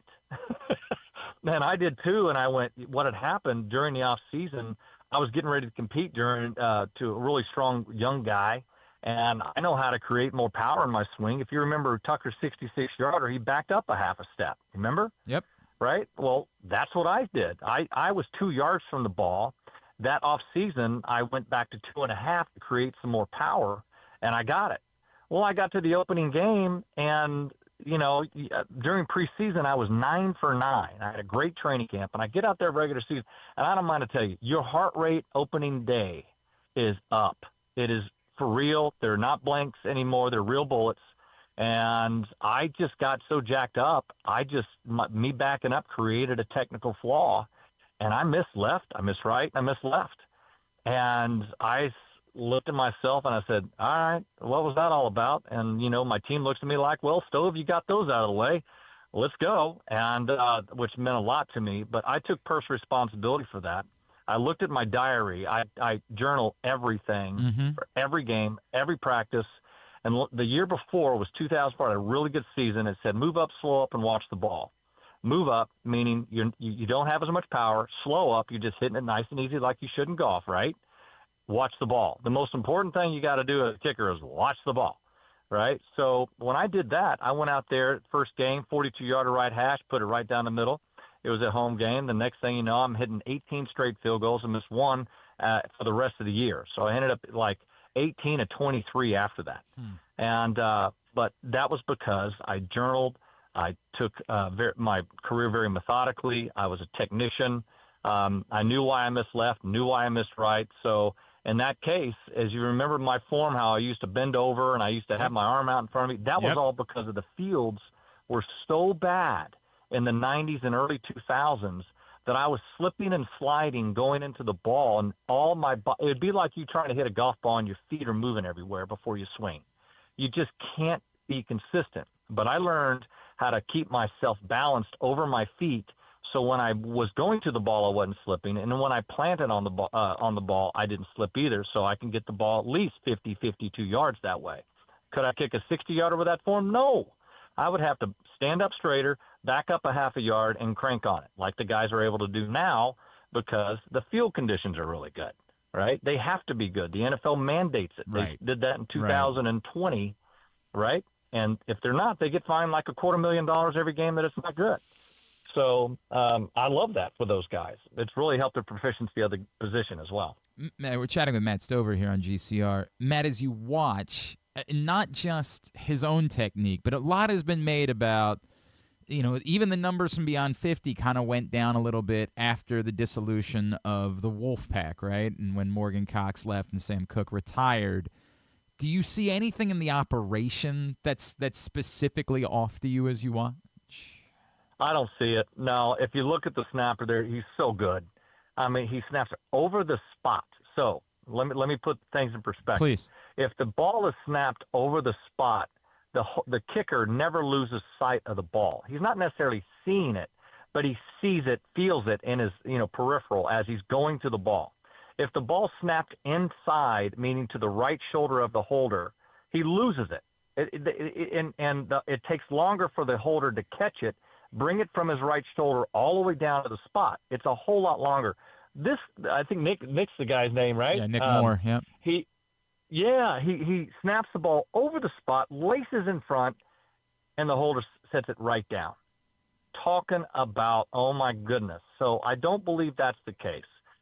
It would be one thing if I was watching and they were inconsistent with that. They are not. I would say 95% of the time the snapper and holder execute extremely well. It's just Justin out there's got some stuff going on, and he just needs to relax and just trust in himself because he's one of the best kickers to ever do it. And I'm going to say it again, it's hard to kick a ball. He's made it look easy. I made it look easy. Even Cundiff made it. He was a Pro Bowler here, if you recall. Yep.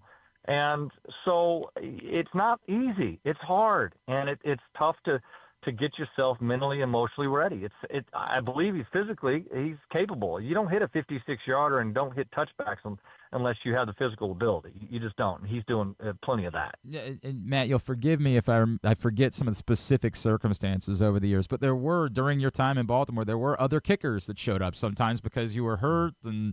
We remember Wade Ritchie was brought in for like a distance reason, and they always brought. Here's what happened there, Glenn. I'll sorry to butt in, but no, go ahead.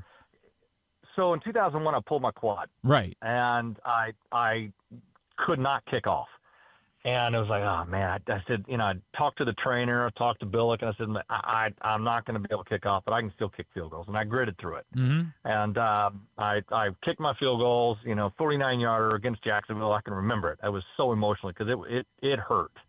And I worked through it, gritted it out, and worked through that. But after that, I didn't miss. And I wasn't kicking off, and I wasn't doing all these kicks in practice. The next thing you know, you got a guy like Rex Ryan saying, don't mess with Stover. I will do without a player on the defensive side. This is true. Yeah. I will do with one less player on my side of the ball to make sure that guy continues to kick like he's kicking. He says, because he's winning his games.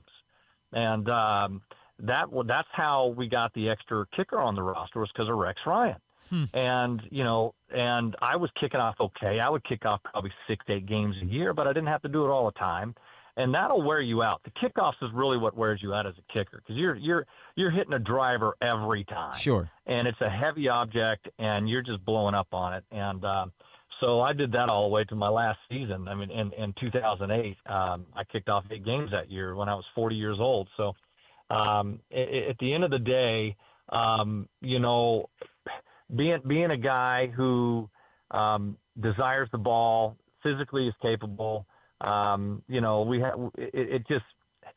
Tucker's got that. I get it. There's no question. Man, the argument made by some, and I've even said, look, if the Ravens, anybody who's suggesting the Ravens should cut Justin Tucker, that's nonsense, right? Like I just can't, I can't go there.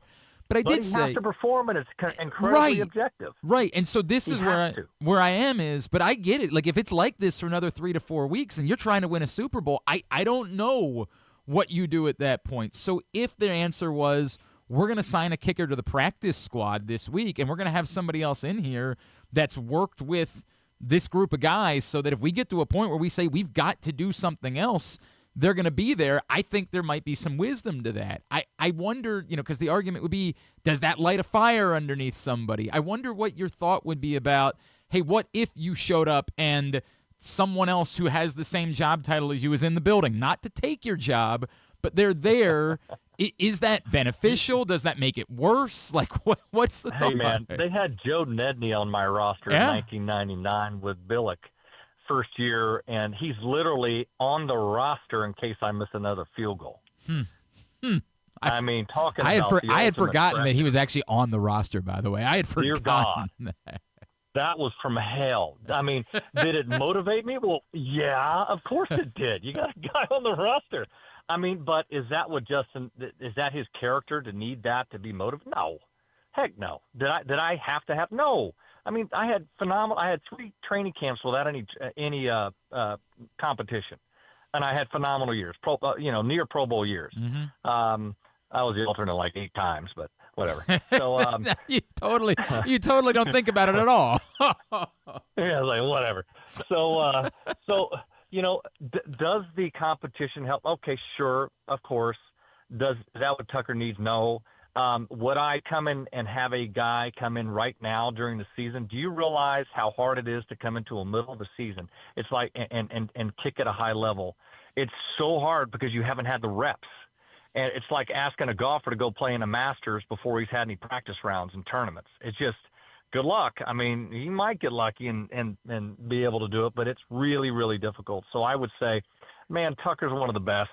He's just got to get through this. He's got to fight and trust in himself, trust in the guys in front of him, and know that he's going to get it done. And, if I'm Harbaugh, that's exactly what I would do. Matt, what's going on in your world, brother? We associate you, obviously, with so many things locally, including, of course, the FCA over the years. Is there anything that you have going on that we can talk up for you or plug for you in any way? Oh, well, appreciate that. I've been running not only the FCA, but I've been running the Players Philanthropy Fund, which is ppf.org, and I've been, Ed Reed and Ray, and gosh, I've got all kinds of NBA players and NFL and major leaguers, and I run their back office for foundations. They actually plug into my foundation, and I run them. I'm a fiscal sponsor for them, and we've grown to over 600 projects worldwide, and I've been doing that since I retired, and man, am I having fun. We're giving so much more money out to the charitable world and to the public and helping our world be a better place. And my team, I've got 23 staff, and man, my partner,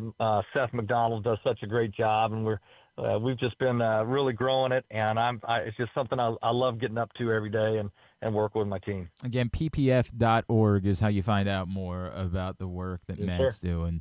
Matt, you're the best, man. We always appreciate you. Thank you for taking the time for us, and thank you for the human being that you are beyond that, man. Amen. That's what it's about. We're we're public figures and athletes, but no, we're just normal people and just learning how to do something. That's, of course, Matt Stover, Ravens legend. Appreciate him taking the time for us. And it all sounds about right. I appreciate what he's saying. Like, yeah, if you bring somebody else in, could it light a fire on him? Sure. Does he need that? No.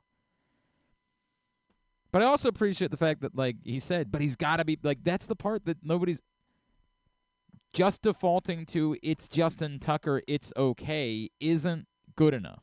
We all recognize that. It's not as simple as it's Justin Tucker, everything's okay. But you still have to present everything when you have this conversation.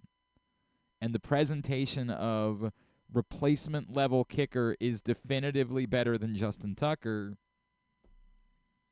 I got nothing there. I got nothing. I don't know what this looks like. I don't. The Ravens don't appear interested in even considering plan Bs. That would be where I would be at. I said that. I would be at, a week ago I would have been at somebody else in the building, on the practice squad, working with Nick Moore, working with Jordan Stout, so that if in 3 weeks you say it's untenable, you have someone that has experience with those guys, if you're committed to those guys, and it seems like they are. Matt Stover certainly doesn't seem to think that the operation is the problem.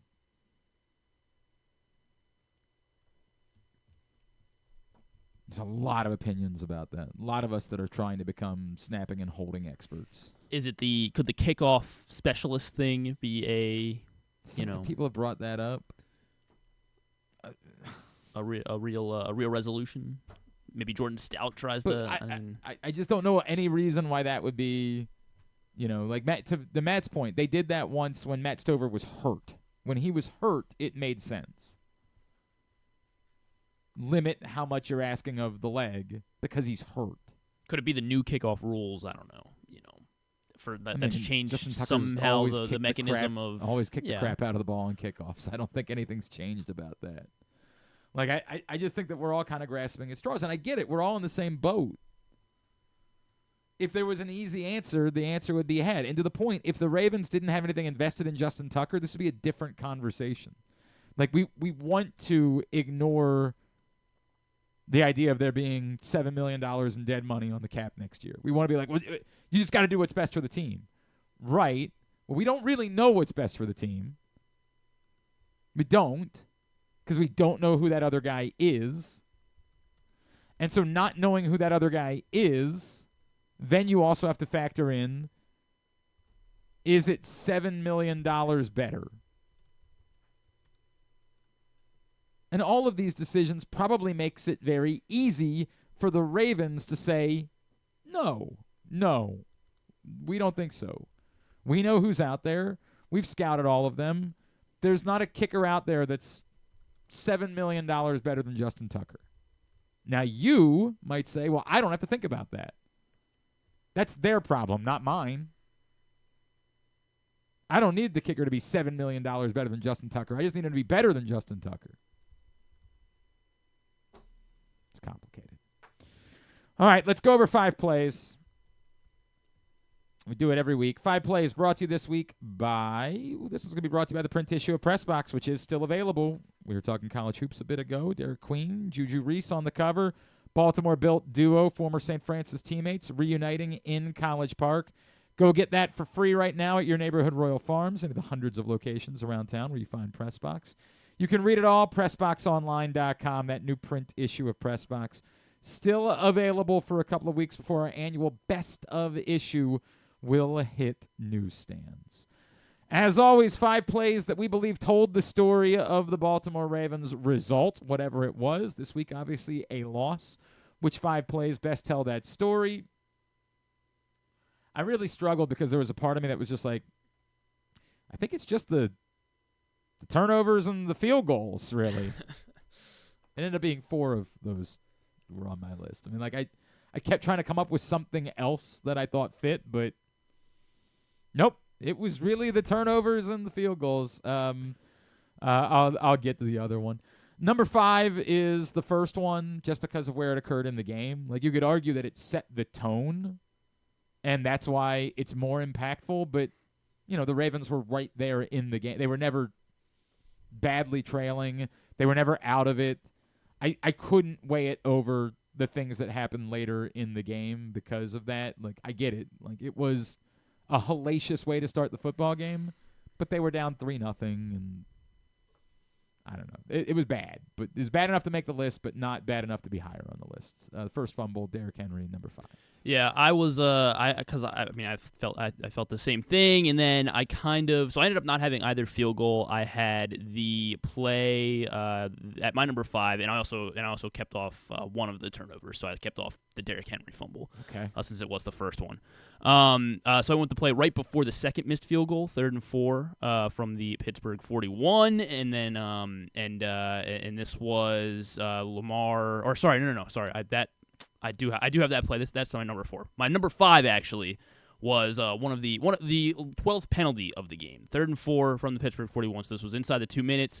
That completed the 35-yard pass to Aguilar, put him inside the 5, and then lo and behold, you have not one, but I believe this was the play that McCary did get called for being an illegal man downfield. Okay, but this is the rule that I guess you just forgot that we talked about. The result of what would have happened on the play, we have to ignore on a penalty play.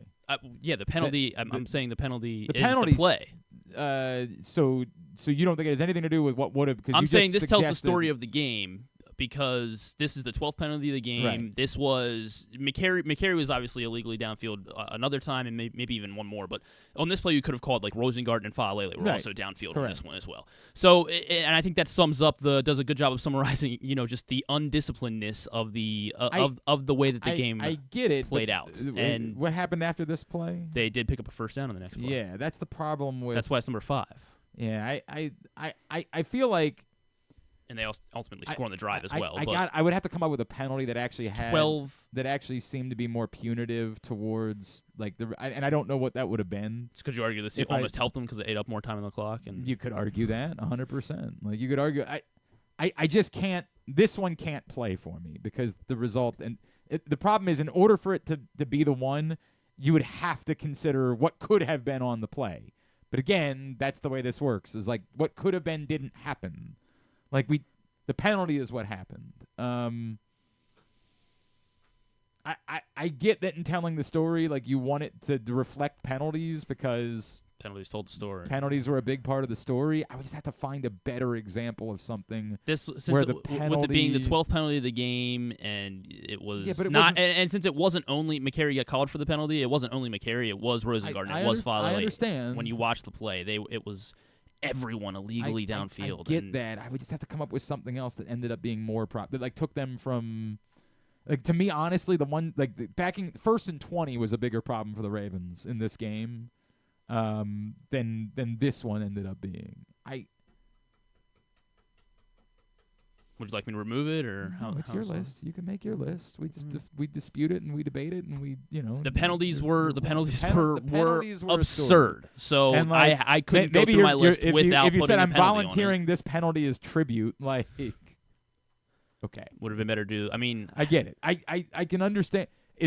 I couldn't put it over any of these other plays, but I get what the argument you'd be attempting to make. Let me see if I can pull up every single penalty play again. I can't. I'm trying to think of what the most. It's just the totality of them was the part that it was just right. kept happening. And I think this was the perfect one, just because it was. I mean, I don't think it was the perfect one because it's the 4th quarter. There's less than 2 minutes in the game, and you still have the entire offensive line down the field after you've been called for it 3 times in the game. But they just turned around and picked up a first down. Yeah, because so that's the problem. That's the problem with actually suggesting that it told the story of the game. Right? The story of the game is that the Ravens would make a play, and then they turn around and they shoot themselves in the face. I agree. And that is exactly what happened on this play. Not what happened. It was the second largest, or it would have been the second largest gain on the play of the day. The problem is you can't. This is the thing that I talked about.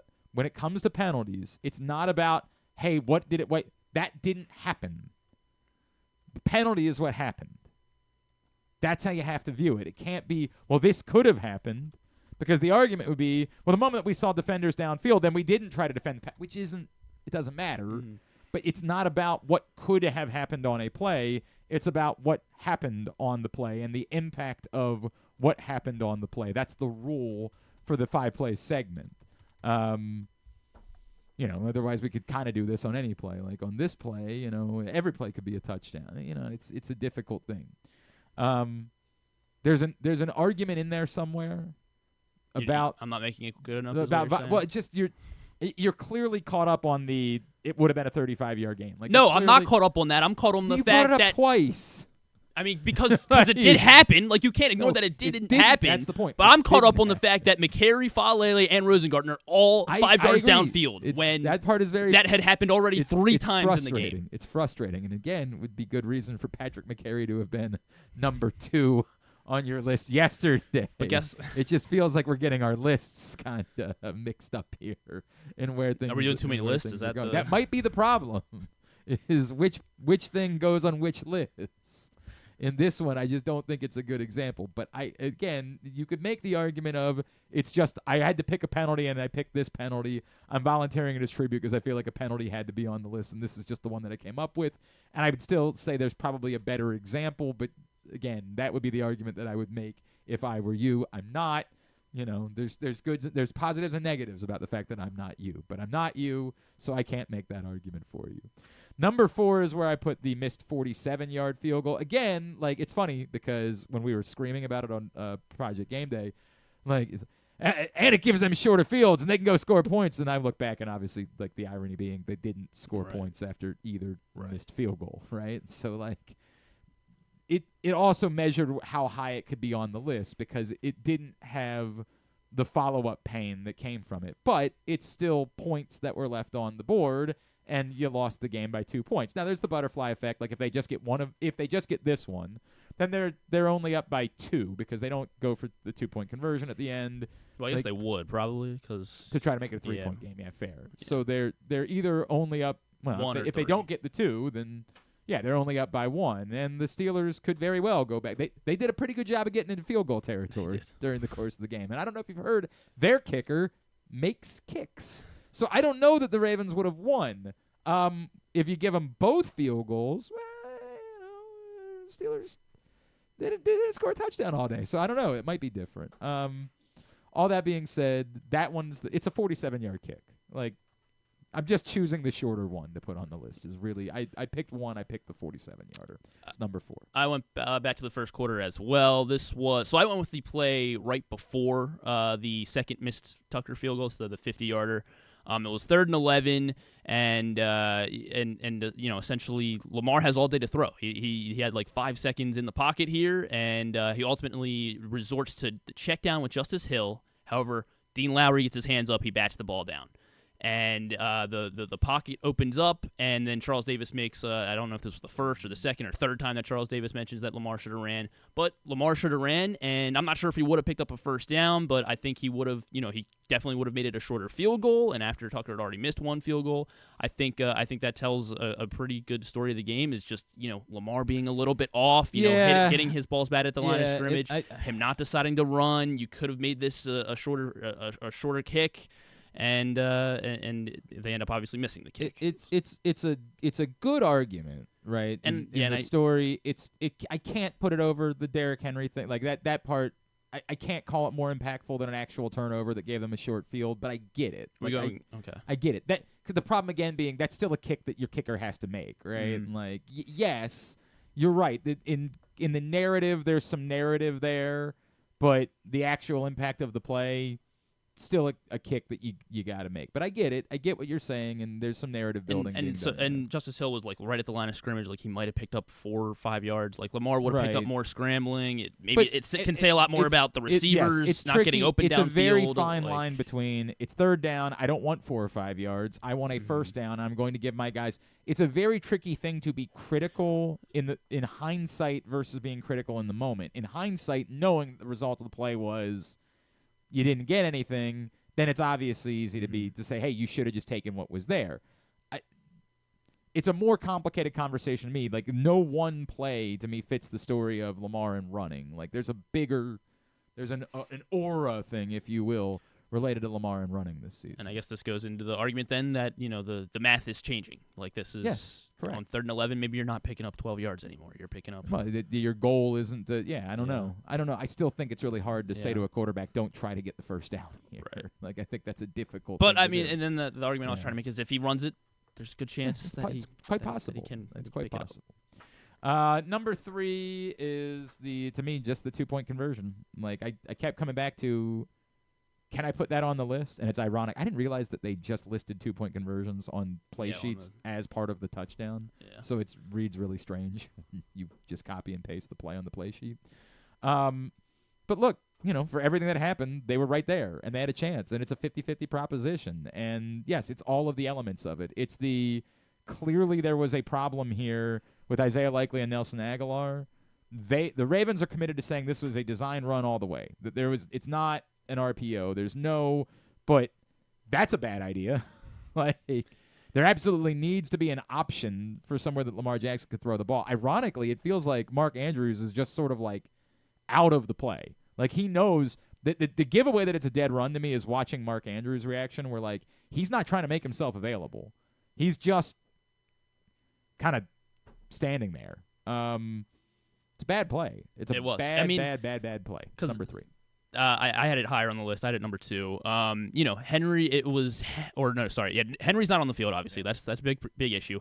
They had Hill, Aguilar, Ricard, and then Tomlin calls the timeout. They were pretty much running the same exact play. It looked like anyway. The opposite side, However, they did take out Ricard. They put Tylan Wallace in for the new play, and it didn't do anything. I think that was Andrews and Wallace ran to the right side. So Andrews and Wallace didn't do anything on the play. And obviously, everyone's circled it a billion times. No one knows, or at least Aguilar and Likely don't look like they know what's going on. Everyone misses their block. And the other thing is, are we really sure this was a run play? Because this is the one play that the whole offensive line didn't move up the field at all. They all didn't get across didn't get it across the goal line. And as they just got blown up, and it was doomed from the very beginning. And it was bad. Everything about it was bad. It was really bad. I had it number 2. I can't stop watching it. Mark Andrews, Mark Andrews is doing nothing. He's not going to engage somebody in a block. He's not trying to scream, and he's standing wide open in the middle of the field. Maybe they were thinking which is what confirms to me it's definitively a run play, because in no world, like he never looks. If it's definitively a run play, then you're not trying to get somebody because, again, you're thinking, I can't have the offensive lineman end up downfield. We are committed to this being the play here. He's standing wide open. I just keep looking at it. It's the wildest thing I've ever seen. For a minute, there's a linebacker that's sort of – and then the linebacker goes to chase Lamar Jackson. This is the image that I would pull up, right? Here's Lamar Jackson. There's Mark Andrews wide open at the goal line. No one anywhere close to him. Now, there's a lot of hands potentially between those two things, right? Like, I'm not suggesting it's a good idea for Lamar to have, like, tried to go off script in that moment and tried to throw the ball. But, like, it is there.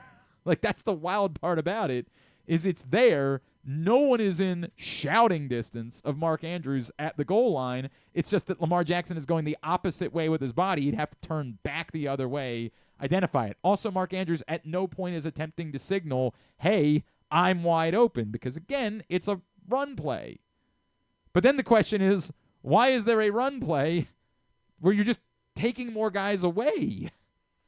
And so you have Aguilar like trying to block, and I mean I think Bateman is probably our best run blocking wide receiver. So like why not have? And some Bateman of this is the chess match. Like some of this is we want you to think that we're like some of that is that. So I get it. I know what you're saying, but I also acknowledge that some of football is playing chess, as was pointed out by a couple people, including Ryan Mink, that it seems like Nick Herbig is the one that pushed it back by just getting through two defenders, and now Lamar is 2 yards behind where he'd like. Instead of going parallel, he's going backwards, and he's going to run out of room. Like, it's just never going to happen. But it's awful. Everything about it is awful. It's just awful. So I had it number 2. I had it higher than that. My number 3 play was this was the Peyton Wilson interception. Hold on, sorry, I was running the play. Make sure that's number 1 on my list. I had another turnover number 1 on my list. Yeah. It tells another pretty good story. The Steelers making plays, the Ravens not. I mean, and again, just like all the other turnovers, it handed the Steelers a solid field position and 3 points as well. It did hand them that, but it was bigger than that. Like that was with 8:24 left in the game. Like now you're at a place where your back's against the wall. Like now you're at a place where the Queen Likely one is number 2 on my list, and I get it. Like it's.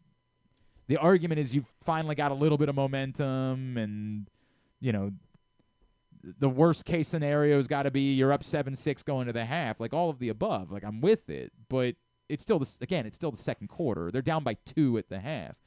The last one happened with 8:24 remaining in the game.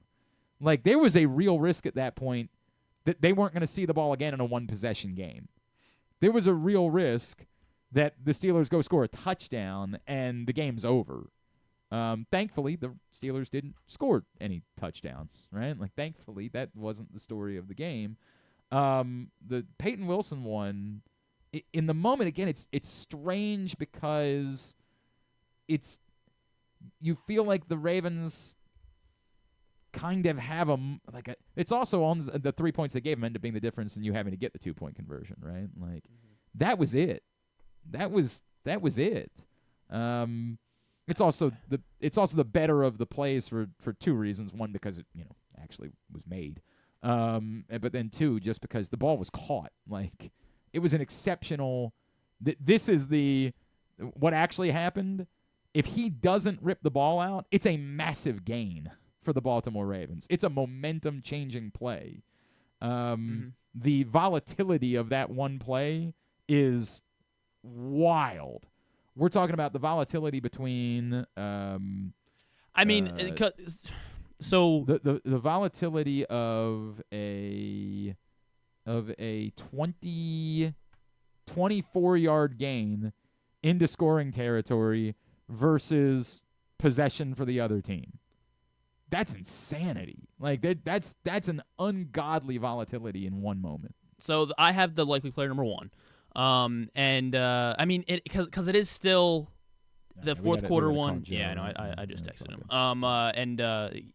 Because they're still on their side of the 50. Like they still have to pick up a first down or two in order to get in field goal range. The Steelers do, and obviously nothing's saying that they won't do that.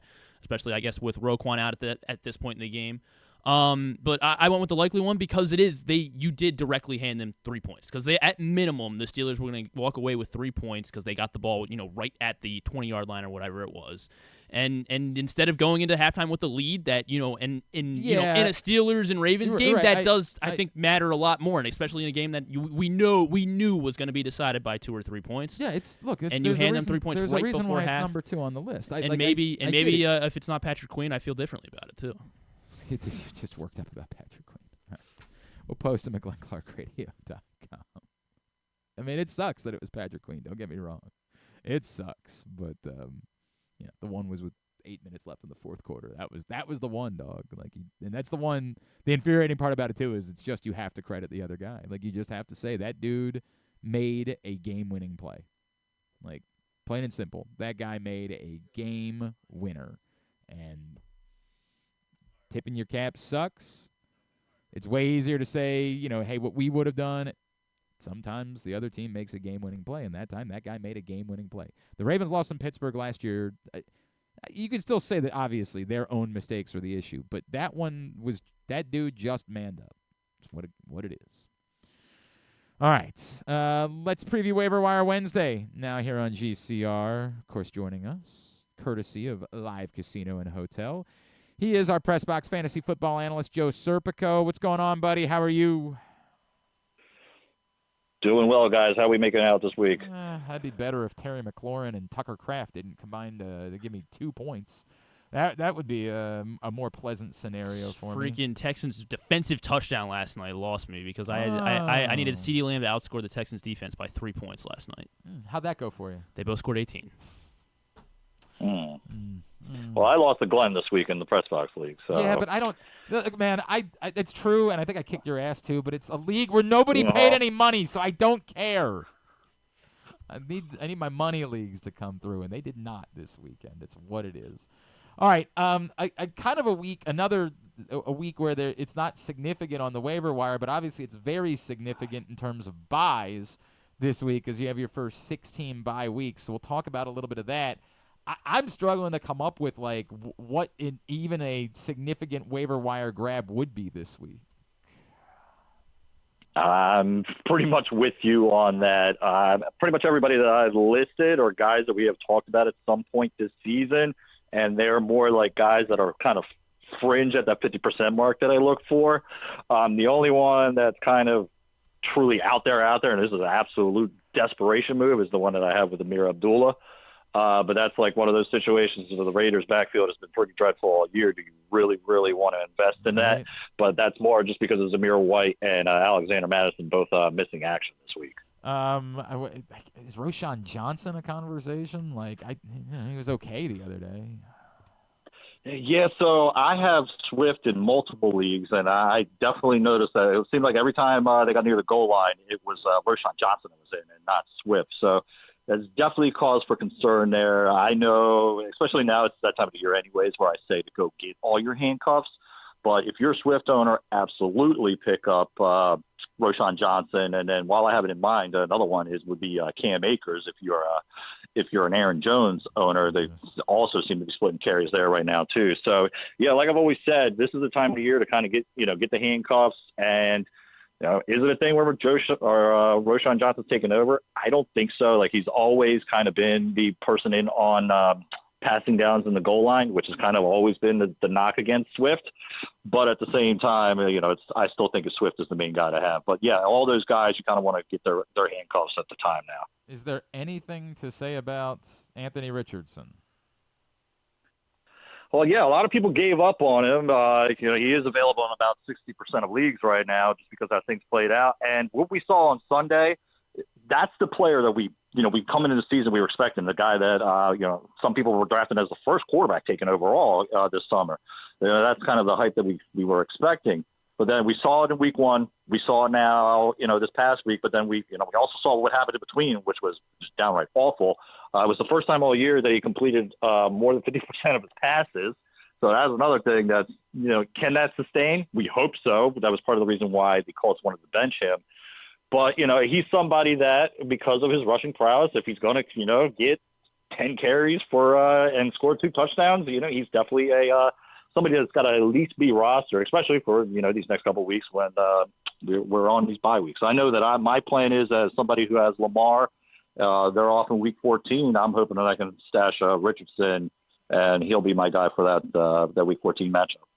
Any value or any trepidation at all in playing Isaiah Pacheco as he's slated to return? The first week, I would kind of wait this. If you're a Kareem Hunt owner, I still think you kind of deploy him this weekend. Pacheco, I think you kind of hold off one more week. Okay. Yeah, I just think they're going to eat. Yeah, I think they're going to eat. I don't think they're just going to put him right back into it. I think at least the first week, you might see 50-50 split. I think Hunt has definitely earned the right to kind of stick around. I don't think they're just going to completely get rid of him. But I do think, it's going to be similar to what we saw with Hunt back in his probably Cleveland days, where it was like a 60-40 split, or maybe even a little bit less than that. But I still think Hunt's going to be a factor. But at least for this first week, I know they're playing against the Panthers, so you do ideally want to start as many Chiefs as you can. But for Pacheco, I do want to hold out one more week and just kind of see how that kind of plays out. I assume that if Mike Evans plays, there is no similar trepidation. No, that's a different. They truly need him, so that's a little bit different. They can the Chiefs can ease Pacheco back in. The Buccaneers are in dire need of one of their receivers to come back. So Evans, he instantly goes right back into your starting lineup. A real bummer that Taysom Hill has a bye after last week, man. God, real bummer about that. He's my guy. He's my guy. I've been talking about it for years, and this is kind of why. Okay, yeah, but that doesn't mean there haven't been duds in there too. There have been a lot of them. So for example, in one league where the tight ends on my roster are Taysom Hill and Kyle Pitts, I'm going to need to go tight end shopping this week, and the top option available is something called a Theo Johnson. I have never heard of this. I don't know what that is. The other options are Dalton Schultz, Noah Fant. Am I in a world where I'm considering picking up and playing Noah Gray on Sunday? I'm not trying to suggest a backup tight end as your option there. I would much rather go with one of the names you mentioned was Fant. Yeah. I know a couple weeks ago I talked about Jatavian Sanders, who's kind of getting more looks for the Panthers, but then you do run the risk that they are going against the Chiefs defense that has been pretty good this year. Theo Johnson, I don't think I'm relying on a rookie tight end that is now playing with Tommy DeVito. Yeah, I'm trying to avoid that at all costs. So of all those names, I would probably say Fant or Schultz, and I'm probably leaning more Fant than Schultz. What a time to be alive. What a time to be alive. These are the decisions that I have to make going into this week in fantasy football. Go ahead, Griffin. If you need a wide receiver, would Elijah Moore be the worst option? The Browns are throwing the ball a lot more. They got Jameis under center. Are you anti Elijah Moore or how do you rank the Browns pass catchers at this point? Well, based off the past couple of weeks, I would say that Judy's at the top, then Tillman, then Elijah Moore. But all three guys, since Winston has become the starter there, they're going to be behind in a lot of games. Let's face it. So Winston is chucking it a ton, and it seems like every week all three guys are getting a minimum of let's say 7 to 8 targets. If you're Judy, you're getting double digits each week. Tillman had double digits a couple weeks ago, and so did Moore. So all three guys are, I don't want to say they're 1A, 1B, 1C. I do think there's a little bit of a pecking order, but if you need somebody, Moore is actually a decent option compared to something like I have. What was the guy? I had MVS in there this week. He's so hit or miss. Like, it's either a deep shot with him and he's only getting 3 targets, as opposed to Moore. At least he's going to get more targets. He might not get the same amount of yardage because he doesn't break the plays, but at least there's more opportunity there. You need that MVS bomb for him to be your savior there. I just realized I need a tight end in my Evan Ingram league as well, and God, it is the same. Although Isaiah Likely is available in that league on top of the same names I just threw you. Would you do Isaiah Likely over Schultz or Fant?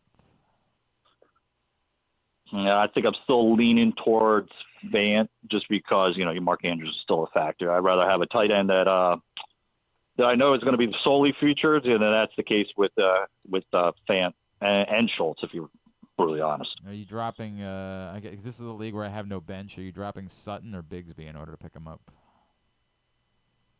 Bigsby. They're on a bye this week as well. The Jaguars are, and let's face it, the Jaguars, I was really big on Trevor Lawrence coming in this year. That's why he was my super flex guy. He still kind of is, just sitting on my bench. But I think it's safe to say almost all Jaguars need to be left on benches right now. Yeah, I think that's a fairly safe thing to say, including I don't even know that I can keep playing Evan Ingram after he comes back from bye. I hate it here. I'm with you on that. I hate it here. There's anything at all that's interesting, anything at all that's worth telling people this week? I made the note about Jonnu Smith, but, we've talked about him several times over the past couple of weeks. I think the main thing is I kind of made note now is, we're getting closer to, those playoffs. So, like, every single matchup matters. So we talked about last week, if you find the match, like, if somehow the Chiefs are out there for you because somebody dropped them because they were playing the Bills this past week, you definitely spend the extra couple bucks to get them, especially since they're going against the Panthers this week, and they got a favorable schedule the rest of the way. Same goes for leagues with kickers. I see too many times where people will hold on to the same freaking kicker all year long. They don't look at the weather. They don't look at matchups. Like, perfect example, I know people that have been holding on to Justin Tucker all the year. What are you doing after what you've seen so far? Right. Play the matchup games with kickers, especially now that we're getting into colder weather. Yes, the Green Bay has a great offense, so does the Bills. But do you really want the kicker that is, kicking in that frigid cold weather in November, December? No, you want the guys in the warm weather cities like your Miamis and your San Franciscos and things like that. So it's one of those things that drives me wild when I see people holding on to a kicker all year long when you're losing out on points, especially when we hit this crunch time here when every freaking point matters, especially when a lot of leagues the tiebreaker is points scored. It's a great point. It's a very, very good point. Also, probably your record, maybe, like if you know that you're comfortably into the playoffs, there's things that you can do that, whereas if you have to fight to get in the playoffs, then. Absolutely. Yep, that's where we're at. All right, buddy. At Joe Serp, obviously, is where you follow him on Twitter. PressBoxOnline.com is where you see all of his stuff. We always appreciate you, pal. Let's talk again next week, all right? Absolutely, guys. Good luck this week. That is Joe Serpico, PressBox Fantasy Football Analyst, with us here on GCR. All right. Hey, countysports.zone is the place to find everything you need to know about high school playoff or high school sports. And that means the playoffs right now because the public school level, we are in playoff season, advancing, getting towards Annapolis and the championships here in a few weeks. You can find all of the scores, the schedules, everything you need to know by going to countysports.zone, which is proudly sponsored by your local Toyota dealer and buyatoyota.com. We'll get a tidbit. We'll get tubular. There was, I think, only one sports question last night at trivia, if I remember correctly. So I'll give you that one. We got it, but finished in second place. Somehow. Again. When are you going to change the team name to second place? Yeah. Team second place? Well, we won the week before, but that's because the other team wasn't there. So what, the same team keeps by winning 2 points. By 2 points. I mean, it's the difference in one question. One question. We are perpetually the bridesmaids this season. It's brutal. All that coming up. It's Glenn Clark Radio. The ultimate fan experience awaits you at Sports and Social Maryland. See how we're raising the sports bar with our massive 100-foot media wall featuring 40 HD TVs and a 47-foot big screen. Bet on your favorite teams and this year's biggest events at the FanDuel Sportsbook while enjoying your favorite beers and cocktails, plus our delicious takes on bar food classics. Visit Sports and Social at Live Casino and Hotel Maryland at Arundel Mills. Must be 21. Gambling problem? Call 1-800-GAMBLER. Driving in Maryland? Did you know an Easy Pass from DriveEasyMD.com can save you time and money? Of course you did, because you are a thrifty driver. An antenna reads your Easy Pass transponder and automatically deducts the toll from your Easy Pass account. Learn more at DriveEasyMD.com. PressBox's Project Game Day is the place to be after every game this season. Join Glenn Clark, Rita Hubbard, Super Bowl 35 champion Femi Ayanbadejo, and our cast of regulars as they break down what happened, why it mattered, and what it means moving forward. You can watch the show at PressBoxOnline.com/GameDay or PressBox's Facebook and YouTube pages. Project Game Day is brought to you by the Green Turtle Sportsbook in Towson and Canton, Easy Pass, and HelpMyGamblingProblem.org. So join us for Project Game Day after every game day this football season at PressBoxOnline.com/GameDay. Treat yourself and taste the Baltimore tradition that is the legendary Costas Inn. Hey, it's Stan the Fan Charles. For over 50 years, the Costas Inn has been a Baltimore original, dishing out their amazingly scrumptious, fat, award-winning crab cakes and steamed crabs. Every season is crab season at Costas, so make your plans now by calling 410-477-1975 and reserve your taste of heaven. Sit back, crack some crabs, and watch the Ravens chase down another title on Costas' 15 TVs. On Monday nights, Costas offers their half-pound jumbo lump crab cake with 2 sides for under $30, and there are nightly specials Monday through Friday. So head on down to the Costas Inn at 4100 North Point Boulevard or visit them at CostasInn.com. The votes were all counted, and the results are official. Royal Farms was named #1 for food in the USA Today 10 Best poll, receiving more votes than any other convenience store chain in America. The next time you want to get some good food fast, doesn't it make sense to go to Royal Farms? Voted best in the USA and home of world-famous chicken. Real fresh, real fast. Royal Farms. Gambling can be a fun and entertaining experience, but there are risks involved. If you're planning on betting on the game at the casino or on your phone or computer, know your limit, stay within it. Set a budget and a time to stop. Remember, gambling isn't a financial solution, and it doesn't mix well with alcohol or drugs. Know the risks and have a plan before you begin gambling. For free and confidential services, call 1-800-GAMBLER 24/7 or go to helpmygamblingproblem.org. Brace yourselves for an unparalleled in-person betting experience at the Green Turtle Bet Park Sportsbook and Bars in Canton and Towson. Experience the thrill of live betting with Baltimore's only state-of-the-art Vegas viewing TV experience. Choose between their on-site tellers or the convenience of their self-bet kiosks to place your bets. And now stop by the Green Turtle Bet Park Sportsbooks in Towson and Canton every Wednesday for a free $10 bet. Just show up, sign up, and get your $10 bet for free. Must be 21. Please play responsibly. Gambling problem? Go to mdgamblinghelp.org. Coming back in here with Glenn and the other guy, Garrett, whatever his name is. You know who they are. All right, back in here on GCR as we continue along here on a Tuesday edition of the program. Yeah, I think the only sports question last night was, of all of the tight ends in the Pro Football Hall of Fame, 2 have played in the 21st century. Name them. Tony Gonzalez and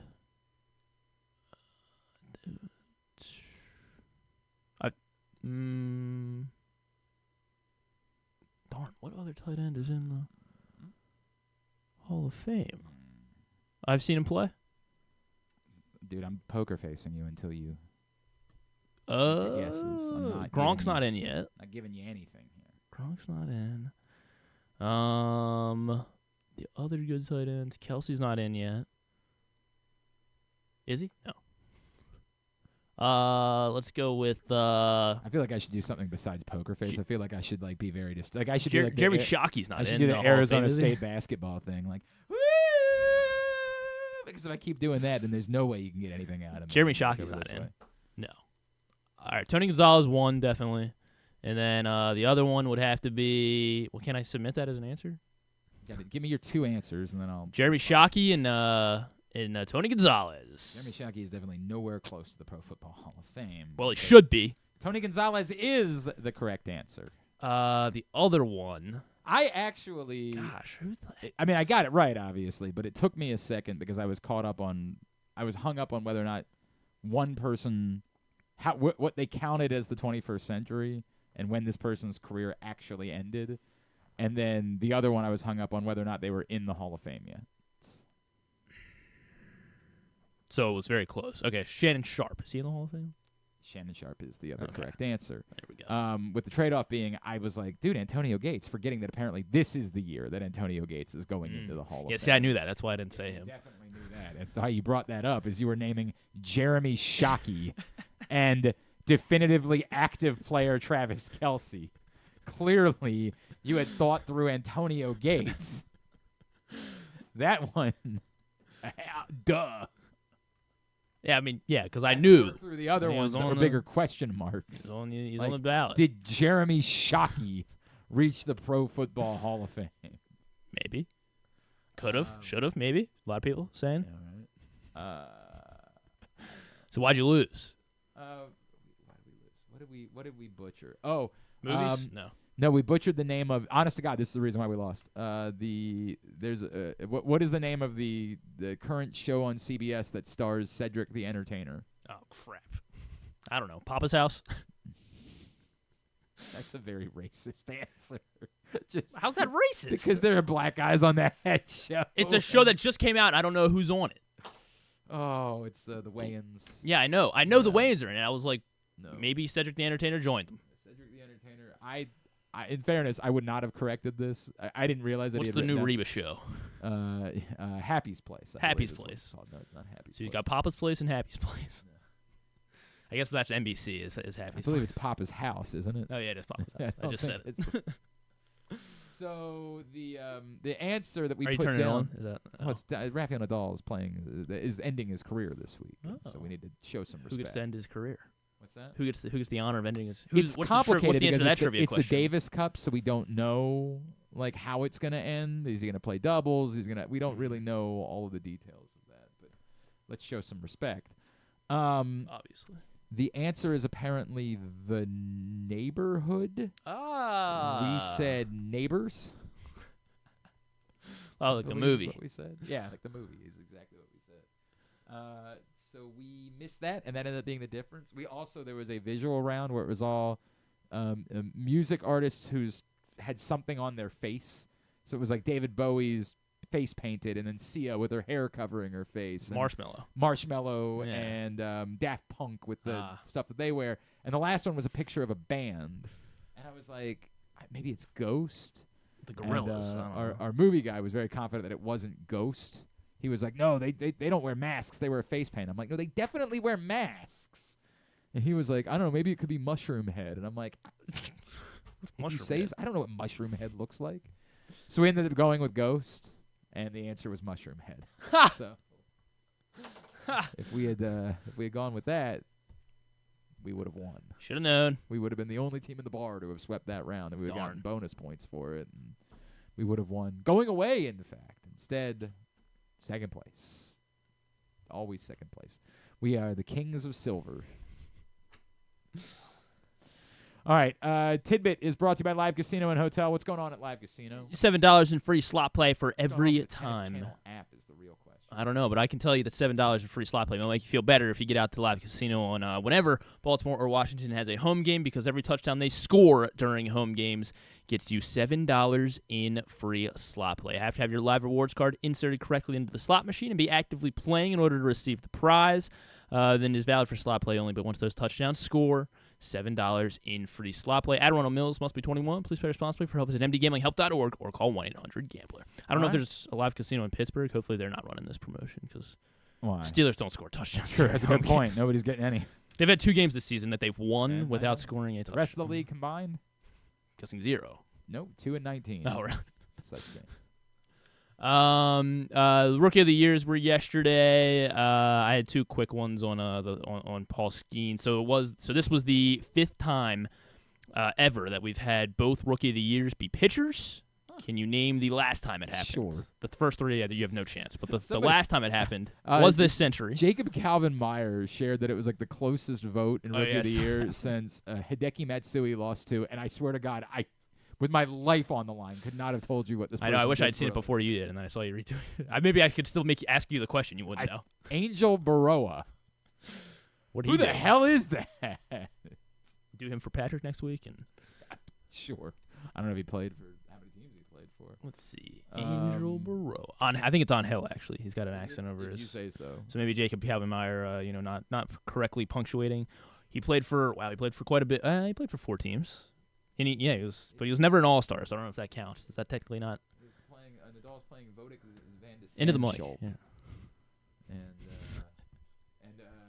what are you saying? And so right now, he's losing. Oh, so this is by just a itself. country versus country thing. It's the Davis Cup. I don't know. You think I know what the Davis Cup is? This is ridiculous. This is embarrassing. The Al Davis Cup? Is that what? Yes, it's the Al Davis Cup. This is really embarrassing for you. Could you name the 4 teams that on Hill? Couldn't name the one, and I saw it last night. What was the one? I think it was the Royals. It was if I the remember Royals. correct. How did he get? So he played. He appeared in both 2001 and 2002, but it didn't count as his rookie. You can protect your rookie status based on how many games. But if he played it, 2 years before, doesn't matter. How many games did he play?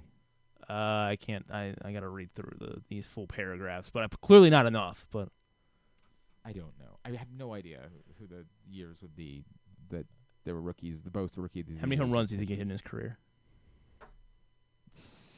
24. Double that.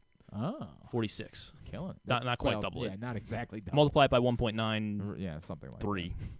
that. So the other last time we had both pitchers were Rookie of the Year. It was this century. I don't know.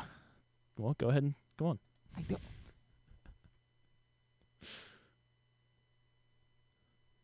I had no idea. I really don't. All I right, don't even remember. 2011. What? 2011 was the year. God. So these are guys that are maybe still active. One did play this past season, yeah. Not sure if he'll get picked up again, though. What's that? I said I'm not sure if he got picked up again, though. Not sure if he got. If he'll get picked up If again. he'll get picked up again, though. Did not have a good 2023. Not have a good 2023. And we had front row seats to it. Oh, Kimbrel? Craig Kimbrel won 2011 National League Rookie of the Year. Sure he did. Yeah. Sure he did. His AL counterpart. I used to be able to tell you who all the Rookie of the Year winners. I can barely tell you the MVPs anymore. I'm definitely out on Rookie of the Year winners. Like football, I probably could still tell you most of the Rookie of the Year winners because you remember, but you associate it with the draft, right? Like you remember who the typically Rookie of the Year winners in football are guys that were drafted very high. In baseball, it's almost impossible now. 2011 American League Rookie of the Year, last played for the Nationals in 2019. Sure he did. He's got a World Series ring. Sure he does. Don't think he really contributed, but he does have a ring. Sure he didn't. Who did he win it with? The Nationals. No, who did he win? The Rookie of the Year. The Rays. Oh, that's right. He was a former Oriole as well. Won it with the Rays. Was an Oriole and Jeremy Hellickson. Jeremy Hellickson. With my life on the line, could not have told you that Jeremy Hellickson was a Rookie of the Year winner. Remember who was in the trade that the Phillies sent him to Baltimore in July of 2017? Was that the Who did the Orioles send in exchange? Oh, piss. Who the hell would that have been? That wasn't. So it wasn't him. It wasn't.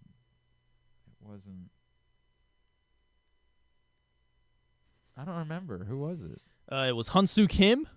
I don't remember that at all. That's neither wild. do I. I don't remember that even a little bit. And Gary Clevenger as well. I mean, I get in 2017 the Orioles were just selling off parts to everybody, but I don't remember. Well, I think they were trying to.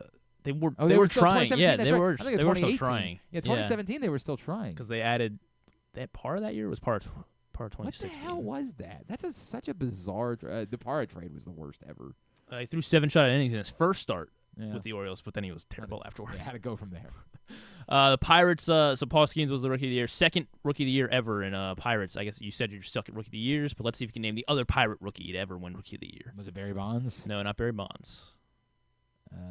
Was it more? Was it sooner than that? Yeah, it was 20 years ago. It was more recent, is what I meant to say. So 2004 Pirate that won Rookie of the Year. How about 2004? Jason Bay? No, is it Jason Bay? It really? is Jason Bay. Jason Bay. Yeah. Only other Pirates who win Rookie of the Year. I guess to tell you the other years that we had same year pitchers. First time it happened, 1952. Ah, yes. Because it was Dizzy Dean, Joe Black, and Harry Bird. Okay. 76 was the next time where he had 3 Rookie of the Years. So they had co-Rookie of the Years, I guess. Sure. It was Mark. You're gonna tell me what name? Mark Fidrick. Pat Zachary, Butch Metzger. Sure. And then in 1981, the Bird is what they called Mark the Bird Fidrick. Gotcha. And then, in 1981, you should be able to get one half of these. I think 1981 Rookie of the Year. 1981 Rookie of the Year because it was National League. 1981 Rookie of the Year was it Clemens? No, not Clemens. L.A. Dodger. Oh, Fernando. Fernando Valenzuela, and then Dave Righetti. Okay. All right. On the American League side. I've been here all day. Yeah. I have a tight end theme one as well. So staying on the Brock Bowers. Brock Bowers had 13 catches. That was the most ever by a rookie tight end in a game. 13 receptions. Only 9 tight ends ever have had more than 13 catches in a game. So tight ends with 14 receptions. I'm just going to guess. Gonzalez. Tony Gonzalez on the list. 14. Gronk. Gronk never had more than 13. What a loser. Maybe even less. Witten. Jason Witten has the record for receptions by a tight end. 18 Knew that. catches in a game for Jason Witten. Graham. No. Okay. Kittle. Graham who? What's Graham? Jimmy Graham? Oh, Jimmy Graham. Okay. Yeah, not Jimmy Graham. Gaslighting me, making it seem like it was a bad guess. Well, he's not on the list. What was it? What did you say after? Yes, Kittle. Kittle has had 15. Gates. At one point. No Antonio Gates. Vernon Davis. No Vernon Davis. How about Todd Heap? No Todd Heap. How about Greg Olson? No Greg O. Travis Kelce. Yes, Kelsey's on the list.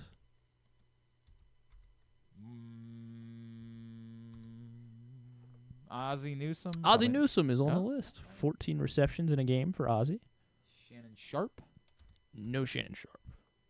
Kellen Winslow. Kellen Winslow is on the list. 15 catches in a game for Kellen Winslow. Bavaro. No Mark Bavaro. Owen Daniels. No Owen Daniels. I don't know. Jeremy Shockey. No Jeremy Shockey. That's on your mind. No. Chris Cooley. No Chris Cooley. Chris Cooley. 47. Sam Laporta last year. No. Trey McBride this year. Sam Laporta does have the record. No, Trey McBride. No, Sam Laporta has the record for receptions in a season by a rookie tight end.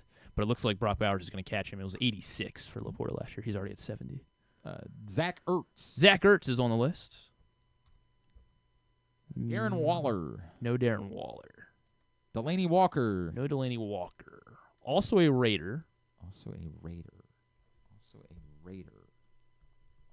I don't know that I can name another Raiders tight end with my life on the line. Moreau. I think Roland Williams might have been there for a minute. No. I don't know. Let's see. Out of Iowa. Iowa. When did he do it? I forget. I missed the game. Must have been in 2012. I don't know. Because that was his only great season. 2012 Raiders. I got nothing. Chandler. Brandon Myers. I still don't know that. I remember. I don't know him either. But Brandon Myers had 14 catches in a game in 2012 for the Oakland Raiders. And how many more do I need to get? We need one more. Also a without giving away. I mean, yeah, Ravens legend. Ravens legend. Visante Shenko? No. I said Dallas Clark? Dallas Clark had 14 catches in a game. Yes. All right, very good. All right, let's get tubular. Yes. Yes. Have you ever thought of taking a cruise to these wonderful destinations with sunny skies and beautiful beaches? Well, wait no longer. We're ready for you to cruise from the Cruise Maryland Terminal. Have a little phrase that you can go from baggage to margarita in about 15 minutes. Choose fun with an array of destinations, onboard activities, entertainment, and world-class cuisine. Contact your travel agent and book your cruise today.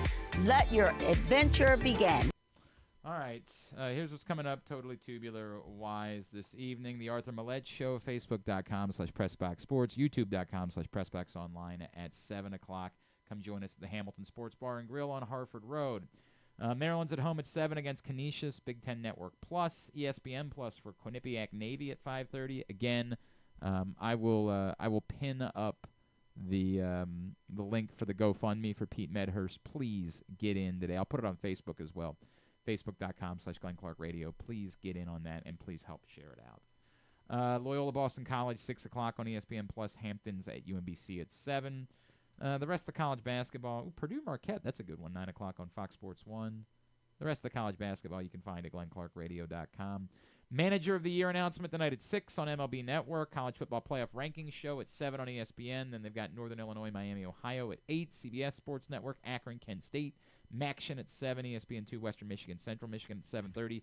NBA Cup continues, and the Cavaliers trying to make history, right? Like they're going to go for... Oh, yeah, they're trying to... I think the 16th. Were they playing tonight? The Celtics. It's oh, okay. Tonight at 7 o'clock. I think I made a bet last week where it was like, who will give the Cavs their first loss? I picked the Celtics tonight. Oh, yeah, so you got something riding on this. You think Pat Murphy's got it locked up too? Yeah, locked up, I guess. Yeah. I don't know. I didn't look at the odds to have a feeling about that. The odds were right about both rookies of the year, by the way. I'm starting to think that the Vegas people have like inside access to the voters, so they nailed both of those. I bet it as soon as who did we talk to from the Brewers that said make Pat Murphy your bet? It was was it Vinny Rottino? Maybe? I think it was Vinny Rottino. So I went ahead and bet that. Well, we'll see. TNT, 7 o'clock Cavs Celtics and Thunder Spurs at 9:30. ESPN Plus and Hulu for Wild Blues. Nadal's playing what looks like maybe this is his final match right now, as he's playing Vodic Van de Sande-Schulp in the Davis Cup, and he's going to lose in 2 sets. Why do they not have their names up there? What's that? Why do they don't have the names of the? Because it's a team tournament. Well, you can still put the name somewhere, I right? think everybody knows that it's. I don't know that it's Volda. You would Volda, know Volda. if the name was up there. I didn't know it was Voldemort that he's. Yeah, it's Lord Voldemort. It's Raul Ibanez who he's taking on in the Davis Cup. CW for WDB NXT tonight at 8. Anything non-sports wise? Not a whole lot. Let's see. We got Bill Clinton will be on Stephen Colbert tonight. Now he, of course, is plugging Wicked. That is true because also right before that, actually that'll be on NBC. They'll have the Wicked special, the Defying Gravity, The Curtain Rises on Wicked special on NBC Hooray. at 10 p.m. tonight. And then I know you're excited about this one, the French Montana story, documentary on Paramount Plus about French Montana. Sure. Yeah. I can't wait for that. And then he was with one of the Kardashians. That's the list of things that I know about him. What was he? I didn't even know that. I believe so. I believe I know he had like one good song with Drake, I think. Chloe was his Kardashian of choice. And then maybe this will be good. Making Manson, a docuseries on Peacock about Charles Manson, talking about all the stuff that he did. Might be for next week for book club. Maybe be the case. All right, that it? Yeah, those are the highlights. Oh, good. Not a big Not night. a great week. No. All right, very good. Oh, Real Housewives of Beverly Hills, season 14. Hell yeah. Premieres tonight. I don't know why you didn't start with that.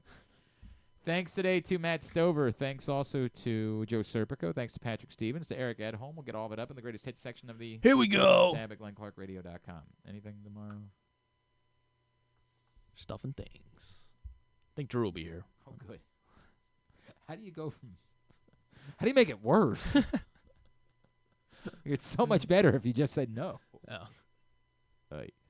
Thanks to everybody at PressBox, all of our great sponsors and partners, including Visit Harford, Live Casino and Hotel, Cruise Maryland, Crown Trophy, Easy Pass, Royal Farms, Green Turtle Sportsbooks in Towson and Canton, HelpMyGamblingProblem.org, the Costa Sin MSAA, the Maryland Sports, the Baltimore Orioles, your local Toyota dealer, buyatoyota.com. Thanks to Griffin at Griffin_Bass. Follow us, Twitter, Instagram, and TikTok at Glenn Clark Radio. Have a great Tuesday evening. Go Maryland Hoops. Go Loyola. Go UMBC. Go Navy. Pat Murphy.